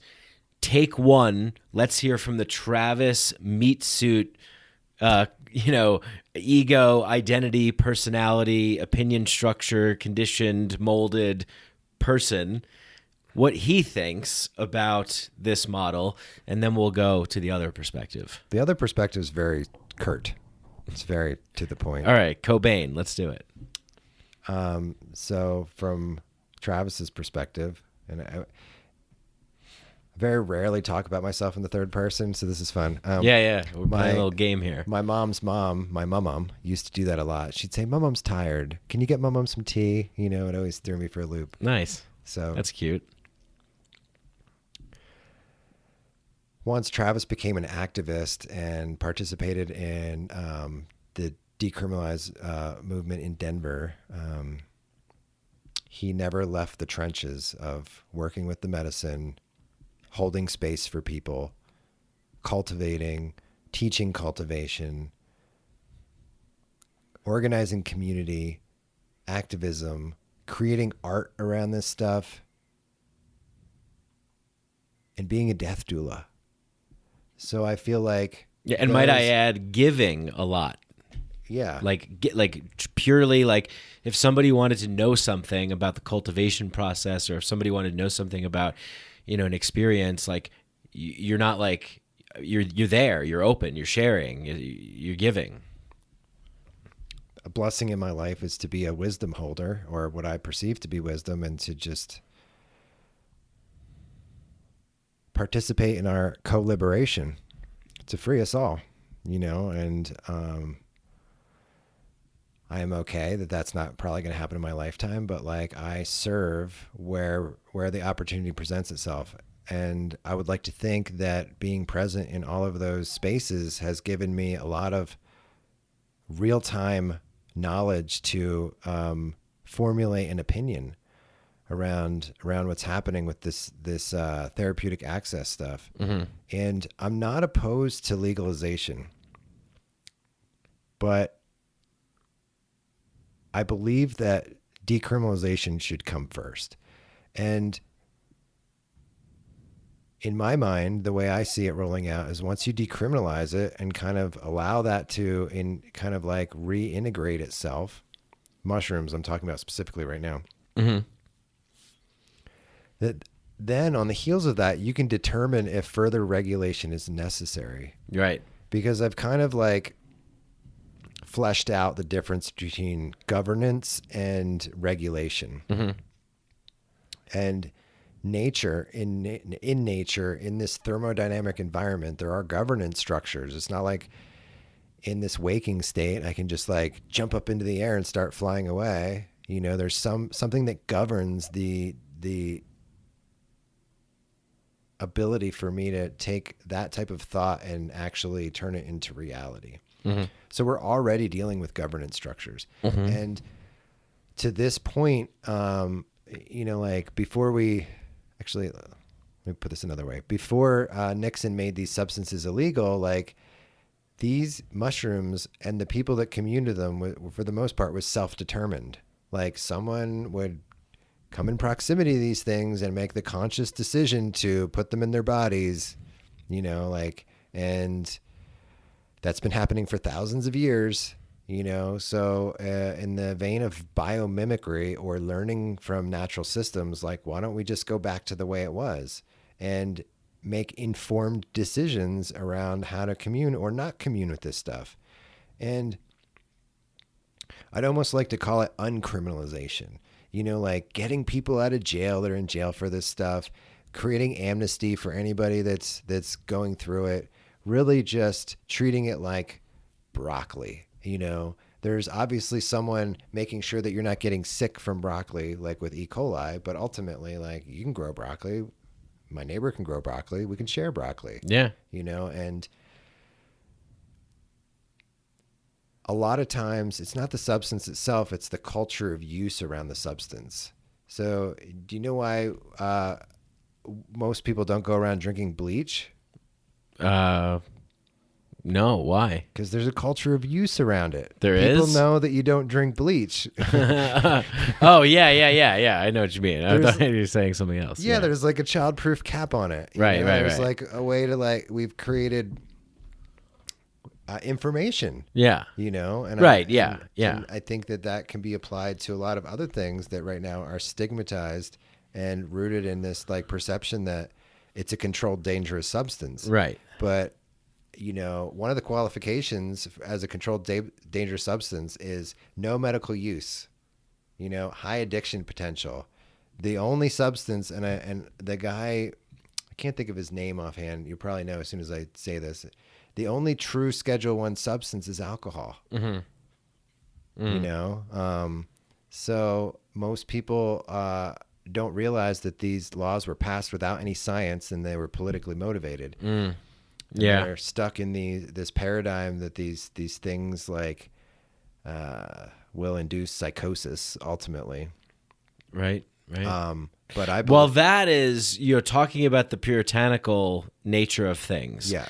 That is another very good, not just psychosis, but also we don't, for the most part, general consensus, dominator reality does not typically want to encourage or facilitate unorthodox ways of thinking, altered ways of thinking, augmented ways of thinking. As Graham Hancock puts it, they want you in the sort of like logical, rational, problem-solving, alert fight or consciousness. Flight. That's what they want you in a fight or flight response, so that you could be hijacked by fear, propaganda, and then you need to buy all kinds of things. Yeah, there's a lot of those things are isolated from plants that we extract and go around the world, raping and pillaging, extracting resources, and then we can sell it to people here to fill the holes in their souls. Well, I'm really glad that we can articulate the symptoms. Yeah. But ultimately, I see the root cause of pretty much everything that we're dealing with as a precipitated out of the illusion of separation. Yeah, 100%. Yeah. So if we can just go far enough stream to actually get to the root of the problem, that all these symptoms will be handled by an increased amount of empathy, by more higher wisdom coming into the space, So anyway, we're talking about decriminalization from Travis's perspective. And I have seen that there is enough intelligence in the community to come above ground and create guidelines, community guidelines. And there's nothing saying that we can't train people that the community cannot train people to be competent facilitators and to have, it's still, people are like, well, what about sexual assault? I was like, sexual assault's still fucking illegal. It's still fucking illegal. And you can also arm people with like rights and how to know how to go into these spaces protected. Like take a buddy with you, there's like really simple common sense, information that you can give to people that want to go to people that aren't necessarily referenced, because that's really what we would build as reference structures. Like the community approves this person to sit, or facilitate or grow medicine. And and that already exists right now on like a word of mouth basis to a certain extent. It's like, really, I mean, that's how we organize anyway. All good things are sort of self-governed by a group of people that say like, oh yeah, watch out for that. No, this is good. Like, check this out. Like, oh, you want to go here, you want to go there, avoid this. Like, generally people that care about each other look out for each other. Well, they have something to fight for. Yeah. Skin in the game. I was at a conference a little while ago, and Martin Luther King was brought up several times, but one of the things that was talked about is he would have these dinners on Sunday nights, and all these people would come to the dinners. And when he started marching and being active, people had something to fight for, and it's like really beautiful from my perspective to see like people assembling with the common goal of self-mastery and healing and working together, and making a more beautiful world that I don't have a word for it yet, but like I've been thinking about this like re-indigenation process of like rerouting to the earth and creating sustainable futures instead of this unsustainable shit that we're working with now. So I believe that if you decrim first, we might not even need regulation on top of that, but the medicines themselves are indigenous, and if we are going to dismantle the patriarchy or colonialism, like it is really, really important for us to center indigenous voices. If you center the most marginalized people, then everybody gets access, because a billionaire can obviously fly to Jamaica where it's legal and do these mushrooms or like get to where they need to go. So, a lot of this philosophy around why to do it this way is to really center the most marginalized. And the therapeutic access model touts like, oh, it'll be all this increased access. But like Marie Antoinette was so blinded by privilege that one of her famous quotes is "Let them eat cake" in response to the starving peasants. That she didn't even realize, she thought that everybody had cake, and I see this blind privilege, like just saying that you're giving somebody access to something doesn't give them the time off work, the opportunity to have their children cared for, or the job of integrating this stuff, unless you want to go back to the facilitator and pay them more money by the hour. So, yeah, I believe that community has all the things necessary to safely and intelligently roll this stuff back out. And the therapeutic access model is convinced that grandma won't go to a shaman, so she'll go to a doctor in a white coat and have this experience. And I kind of see that as a little bit of fear mongering. Yeah, definitely. And there's already so the people that are rolling out this therapeutic access model or part of it are a political action committee. And I don't know, do you know what a political action committee is? They take political action in a committee? Well, so during a campaign or an election, it has a limited life cycle. Yeah. So what you can like open up a 504C or whatever it is. And when the campaign's over, it's over. But a political action committee basically has a unlimited life cycle and can just throw money at whatever campaign or candidate that they want, and they can just stay as an entity. So there's a group of progressives that are throwing money at progressive legislation, and their real motives haven't come out yet because we haven't actually seen successful therapeutic access rolled out. So we don't know what that looks like. We don't know what we have mega churches. We don't know what mega healing centers look like, and I think it's an attempt to medicalize the sacred. Yeah.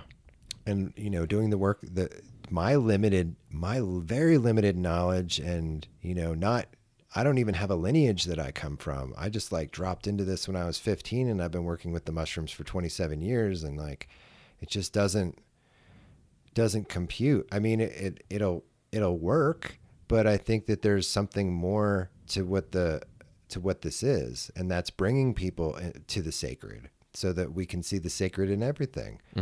And yeah, I just feel that even this therapeutic access bill that's coming out that also has decriminalized elements is really only a concession. That community wasn't involved with these talks, and then all of a sudden we found out they were happening, and then they're just, as like a last minute, move, we started opening up these spaces and figuring out, well, how do we feel about it? Realizing all of a sudden, like, how do we feel about each other?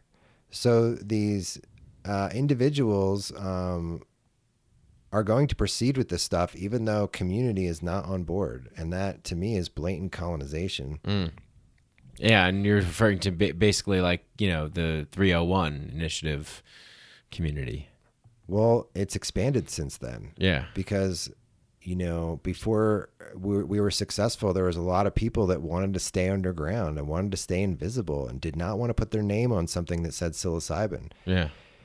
But as we've seen within 18 months of Denver passing, and Denver passed at 50.5%, which is just squeaking over. Washington, D.C., 18 months later, 86% yes Wow. on decriminalizing all plant medicines. Yeah. I didn't know it was that high. Yeah, it's bonkers. Wow. And everybody else went the decrim nature route and went through city councils. So the only two that took it to a vote were Denver and Washington, D.C., which is wild. Yeah. So there's definitely a trend of people that want solutions, because Prozac's been out for over 50 years now and is not doing it. Yeah. It's like, well, it is doing it. It's doing it it's doing it for what it's supposed to do, which is keep people on the hook. It's serving the agenda of the status quo maintainers and incentivizers. Well, I just meant that it's not it's not getting to the root cause. It's not healing people. Right. But that's the problem, Travis, is that we live in a culture that doesn't want to heal people because there's no incentive to be gained from healing people. Like you said before, willow bark, you can't patent it. So that's why there's aspirin and Tylenol and acetaminophen and all this stuff. So, what we want to see is like people like, okay, you got problems, like let's help, let's get together. And then you don't. Like, I'm going to see a chiropractor right now. Who's not a chiropractor, does advanced biostructural correction, and it's sort of like an advanced version of chiropractic. But he's like, my goal is to like get you in here and then like not really see you ever again. So that's really like the heart of the models, the competing models, is like, one is like truthfully wanting to fix and heal and mend and move forward in like a really amazing way. Like, this life can be so amazing if we choose that path. And the other one is Michael Pollan, not so fast, slow down. Not so fast. He wrote that article, slow down on mushrooms, not too fast right now. But hold on. But there was a conservative backlash from the 60s, and that's really was a cautionary. I understood both sides of looking at that. Okay, fair enough. Because but it's not the 60s anymore. No. I mean, we now realize that instead of dropping out, we need to drop in. Yeah. Haha. Instead of calling out, we need to call in. You know? Yeah. There's so much evolution that has happened in the underground. Yeah. And this wisdom is waiting to come back and allow us to remember, who we are and what we're doing here, and glimpses of into what that potential looks like. So, I just think that allowing the decriminalized environment first, and then assessing whether you need legislation on that, it will preserve a lot of the sacred essence of what we're doing here. Now, can I comment on one thing too here before you don't lose that thought? That terms like that isn't that kind of like taboo for that model, that way? Like, they don't really care about the sacred. They don't want to have anything to do with the sacred. They don't want to. Maybe they'll pay lip service to it, or say some kind of platitude, or like you were saying, like co-opt it and colonize that space. But really, they're like, no, this is like, you have depression, you go to a clinic. They don't want any sacred woo-woo type stuff going on. Well, I think that I think it just works on people. I don't know that that's what would happen in the, like, I think that when you're in the proximity of this stuff, it just infiltrates, you know, almost like a Trojan horse. Like, sure. It's like, there might be some force that's like, yeah, let this synthesized psilocybin, let it get out there, because what's going to happen is like, people are going to like connect to that higher intelligence. And then that is going to shift things. Right. It's the systems are going to have no choice but to shift with them. It's just like, it won't, it's like, yeah, there was one point when, before any of this was in talks, that I was like, just thinking about that the molecule itself, might benefit to get it out there in as many people as possible, and just like looking at it that way, like let it in all those different forms that people want to take it. But if you want to take it this way, you should be able to take it this way. Yeah. But my work with marginalized communities shows me that when you let money in, that it just like drowns out all that. You look at cannabis legislation in Colorado, and with the initial rollout, they were like, you can have a dispensary, but you have to have a grow too. So now all of a sudden you need $1 million to buy into the marketplace. And that pushed out marginalized communities, and you can't get a bank loan for that. So they like did it in a socioeconomic way. Yeah. And we see that had happened. So we're trying to seed this movement in much higher thinking, Yeah. that Who would have thought? Learn from the past, apply it to the future. Well, that's one of the other struggles, is we're really working to be a wisdom culture and to not be an ignorance culture. Yeah, yeah. And to bring eldership back. Like Yeah. we have old people that have gotten either really bad or really good at capitalism. Yeah. But that's not eldership. That's not indigenous eldership. No, it's not. Yeah. There's nothing about human 101 in that. Yeah. That you are an infinite being perceiving a temporary situation in this meat suit here. Yeah. And I, like, for all the flaws that Plato's Republic has, one of the things I really like is about philosopher kings, that kings should be philosophers and philosophers kings, people that are really like looking at the meta of all of this instead of the colonial, way, or the trauma informed way, because that's like all this shit is from that illusion of separation. So basically everybody's walking around traumatized except maybe the country of Tibet, and it's wild. So yeah, Travis thinks decrim first and then assess whether we need legalization after. Yeah. And then my higher self is saying, just step back, assess your own values and embody those values, and let these campaigns do what they're going to do. So what your higher self is saying is like, don't fight against, fight for. Right. Don't be anti-war, be pro-peace. Pro-peace. I like that. Yeah, because, like, think about how much extra energy you have to put in against something to gain headway in it, when you could just put your sail up in the wind and go with it. Yeah, and then just like you do your part, the chips fall where they may, and that's it. And hopefully, well, I'm a big believer in like when you are moving with that energy, you are also attracting and inspiring and encouraging and propagating more of that energy. So then more doors open up, more synchronicities, more miracle type of events, right? I mean, like the passing of 301, like we thought we didn't make it, then the next day, miraculously, like it came through.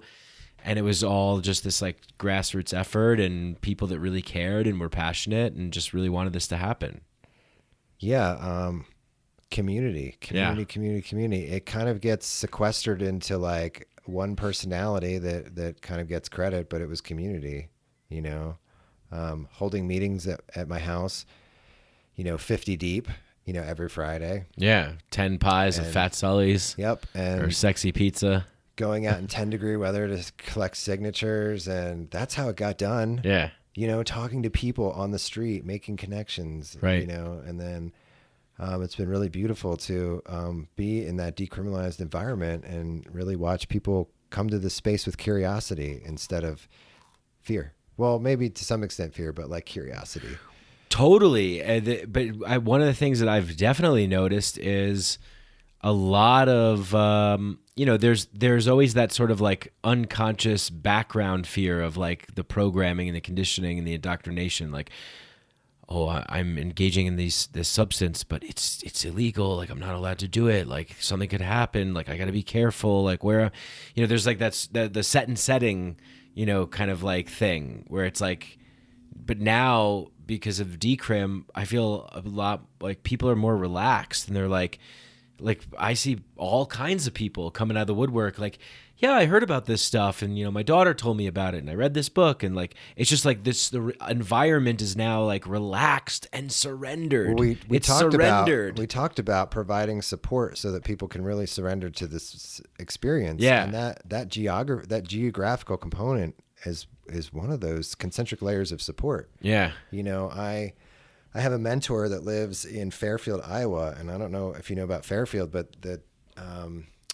the school of management is out there. The people that do transcendental meditation. Yeah. Are TM. There. Yeah. And I think they say that 15% of the population meditates. So it's already like vibey. Yeah, that's pretty interesting. Yeah. So you wouldn't think that. I did a 10-gram dose, and a chunk of that was appreciating the space that I was in. I was in my mentor's, like in his bedroom, in his house, on this cow farm in the middle of Fairfield, Iowa. Like the mushrooms were allowing me to appreciate all of these concentric layers that were supporting my experience, that I was just the bullseye in the middle of this thing and getting the focus of all of these elements. So it's something I've taken into my practice as far as just like preparing my house as a almost like a physical version of my limbic resonance. Yeah, totally. Yeah, I mean, like you want to have a good atmosphere, environment, architecture, because that also, like you were saying, it's like sort of like a biomimicry type function in a sense, like a feedback loop. Yeah, at least that's the way it's been laid out to me. So I'm happy to like artistically interpret that, but yeah, decriminalize environment allowed people to become curious about this stuff. And then that's one element that they're not bringing into the space. And a while ago, you were talking about things being psychedelic. And, if you think about it, life is psychedelic. So totally. Therefore, everything that happens in life is psychedelic. Yeah. So yeah, just like, working with coherently within those structures to provide support. Yeah. Well, let's do it. We are. Great. I love this place. There's good energy here, man. Like, things happen here. Well, I look at cultures around the world that live at elevation. The Himalayas, the Andes. I don't know. I feel like there's some movement in a more like high. I don't want to take you like that. Literally higher. Literally higher. Yeah. Yeah. So I don't know why we're any different. Right. Yeah. We, especially over time, are informed by and inspired by that. Yeah, and it's always the people in the mountains that sort of like survive a lot of the invasions and occupations, and seem to be like where all like the sort of wiser people go to escape being a part of the noise of society. There's a book, I think, The Art of Not Being Governed by James C. Scott, where he talks about like the people who just couldn't be governed in the highlands, in the mountains. So yeah, there's something to it for sure. Mile high. Well, we have an interesting history, around like prohibition ending. Like I think we had the first bar after prohibition ended. Great. And they're like, we're in the first spots to decriminalize cannabis. Yeah. It's a very, I mean, it's the decriminalization of cannabis, and I mean, maybe it's not exactly where people would like it to be right now, but just the mere fact that like you could come here and you could walk into a place and you can buy cannabis, and you don't have to worry about getting arrested or going to jail. Well, so it depends. It's still disproportionately enforced against black and brown people. In Colorado? In Colorado. I'm shocked. There's just a few things like we had to work towards like expungement. Like there's still people in jail for dealing cannabis while there's dispensary that needs owners to like change, taking it to the bank. Right. Yeah, I mean there's I'm with you on that. Just like, duh. But at the same time, you can only have 6 plants. So they're telling me how much I can engage with nature. Yeah, right. Yeah, that's bullshit. Yeah. Yeah. They're not going to tell you how much Swiss chard you can grow. No. Yeah. But Or this alcohol you yeah. can buy at a liquor store. Yeah. You can go in and buy enough alcohol to kill tons of people. Yeah, Right? you You're only could- allowed you to buy could an ounce of Engage cannabis in your a own day. personal leaving Las Vegas. Yeah. Right, but you can have an ounce of cannabis legally a day. Yeah, see, these things are just dumb. It's like the training wheels that need to come off. It's like, guys, it's okay. It's okay. Everything is okay. Can we please get rid of? It's so arbitrary, right? It's like 6 plants. Well, why not 7? Why not 5? Who came up with this? Well, let's. Well, if you grow your own, you can't buy any and pump the tax funds. Right. So that's what it's all about. At the end of That's the day, the way I yeah. see it. But you have a plant that has 25,000 known uses, and it's illegal. Why? Yeah. Yeah. I can't think of any other plant that has 25,000 uses. Yeah, I mean it's insane. I mean, well, you just said it. I mean, it's like obvious, but it is all about the money. It's not about anything else. Well, that's how they got the momentum. They're like, oh, you can totally make tax money, and they're like, oh, we can totally make tax money, But we're trying to learn from what has happened to like seed the future with much more compassionate laws. Mm-hmm. Mm-hmm. Yeah. Or just keep pointing back to the fact that Nixon did this without any science. Yeah. This wasn't a public safety issue. Right. This was like, we need to support the Vietnam War issue. Right. We need to support the war, and we need to get an excuse to arrest people who are anti-war. Right. Yeah. So coming out of the campaign in Denver, I was saying that legalization without decriminalization is prohibition 2.0. But through this process, I've realized that one thing just needs to come first. Mm-hmm, mm-hmm. It just needs to like set the stage. Right. Because it's you can't. It's very difficult to go backwards once you let money in the room. Right. Right.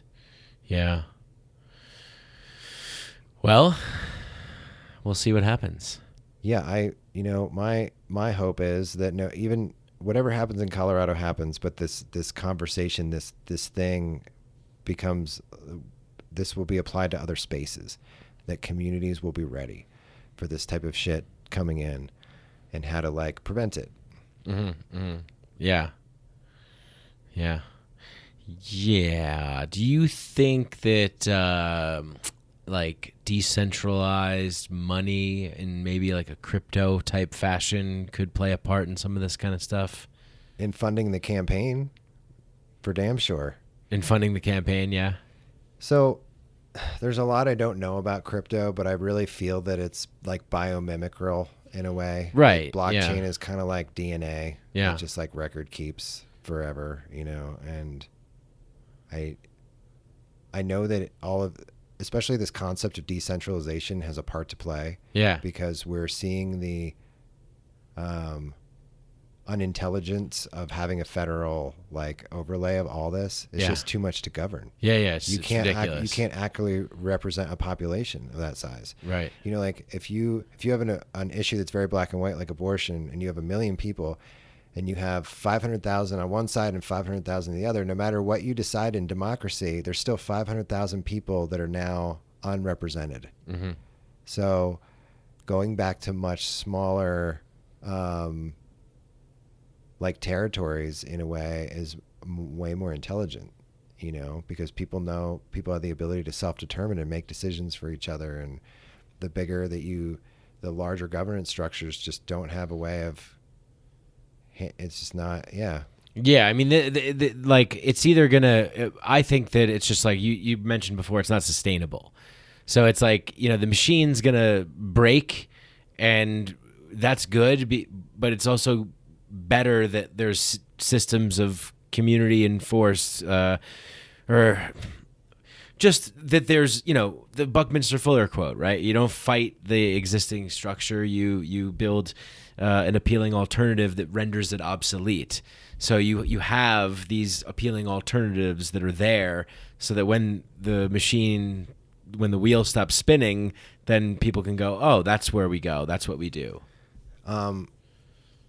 This came to me before I was a death doula, but I've now like evolved a little bit. But it's important for those of us with the awareness to almost step into death doula roles, so that when the inevitable collapse or the death of this happens, that we'll be there. We'll be there just to hold it, to hold space for it. And then we also get to be birth doulas on the other end and introduce a new way of being. You know, because you were talking about our beingness before, but you know, I kind of see that we have our beingness and our doingness. And our doingness has no choice but to be affected by our beingness. So if we shift our perspective internally, then the things that we do will just be a unfolding of that. Yeah, totally. An embodied path of unfolding into wisdom and eldership. Yeah, so I'm really quick to talk about, like, I want to be an elder, so I'm like an elder in training. Yeah. You know, and I want to be like the really hip old dude that all the youngins get to like hang out with. And, you know, I just hope that the social climate, you know, fosters that, because Socrates was put on trial for essentially doing that and teaching the youth to think for themselves. And they were like, you can't do that. if you promise you'll never do that again, you can live in exile. And Socrates was like, no, he called himself the gadfly, which is like a horsefly, like something that spurs the horse into action.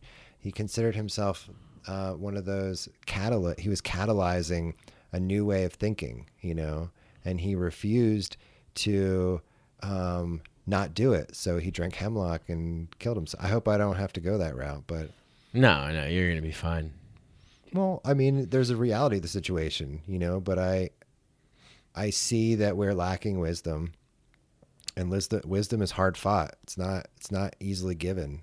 You know, I think a lot about the Kung Fu tradition and how the uninitiated have to stand outside the master's gate for an undetermined amount of time to be vetted, to be allowed in.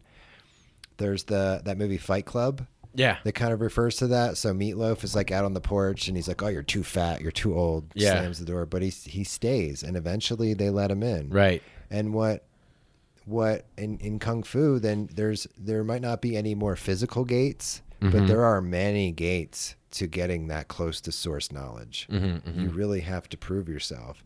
And I'm seeing that with the medicine path is like, when I do my homework, when I integrate, when I do what the medicine tells me, they keep giving, you know, but they'll definitely stop me and be like, you haven't done this. You're not getting any more. What the fuck? You know? Yeah, totally. I agree with that. Yeah. So, wisdom is you know, you have to humble yourself and really apply yourself, and empty your pockets. Because how am I going to put gems in your pockets if they're full, you know? Right, yeah.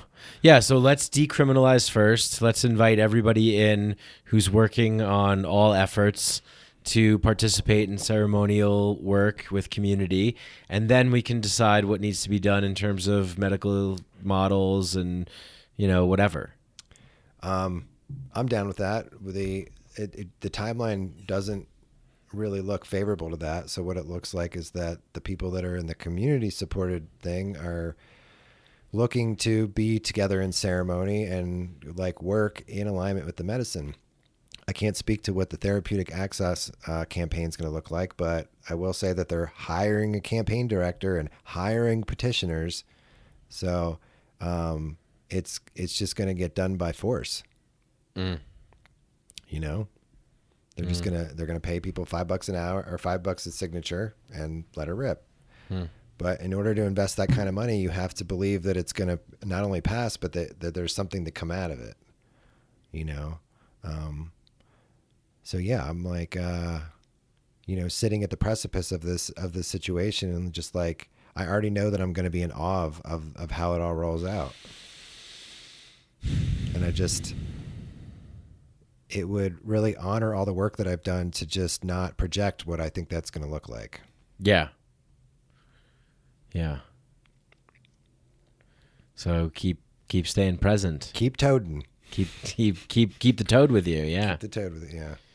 Well, cool. Well, I guess we're gonna roll out of here. Anything else that's like top of mind, bubbling for you? Something that you've been sitting with, want to share with thousands of listeners around the world? This is what I will say. I want to come back and talk about other things, but I kind of want to keep it in this space because there's a lot of big concepts that were introduced, and I just want that to kind of like reverberate a little bit, So thank you for listening. You can reach me on social media. View_askew. VIEW_ASKEW is my Instagram handle.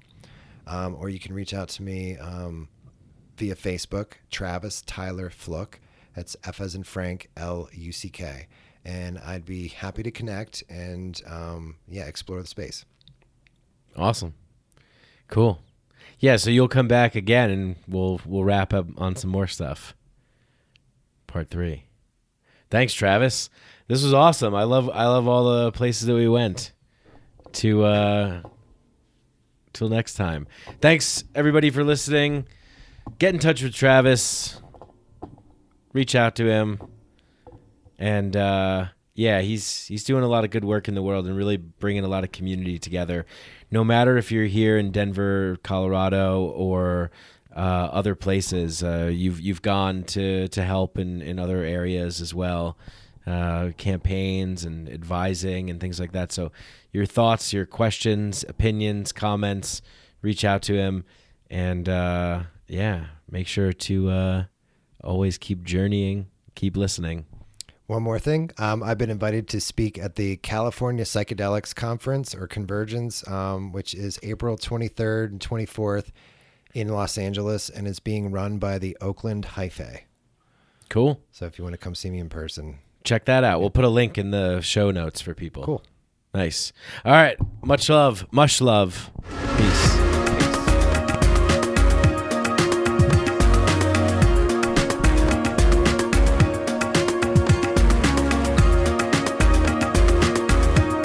Hey, hope you guys enjoyed that conversation as much as I did, and I certainly did. We will have Travis back on the show for a part 3. Travis and I have always had so many awesome conversations that I guarantee you if I had the ability or if it was appropriate to just record all of them and put them out for like an epic series of podcasts, they would just be awesome. So like, share, and subscribe. Tell people, contact me, contact Travis, get in touch with us. All the information that you need to know is in the show notes, show description. Become a Patreon member, help support the show, get access to early release episodes, video, podcast, the Inner Sanctum Discord. Also, as part of my new offerings of seeing people one-on-one and doing group work, I'm offering free, essentially, for all the $5 tier patrons and up for that. So to find out more about that, you could also email me or you could click on the Calendly link in the show notes, show description. Schedule a one-on-one sesh. And thanks to everybody that leaves 5-star ratings and reviews on Spotify, Apple Podcasts. If you do, much love to you. Appreciate you. And check out WaveBlock. Put in the code Mycadelic and get 20% off blocking those harmful radiation waves. All right. Much love. Peace.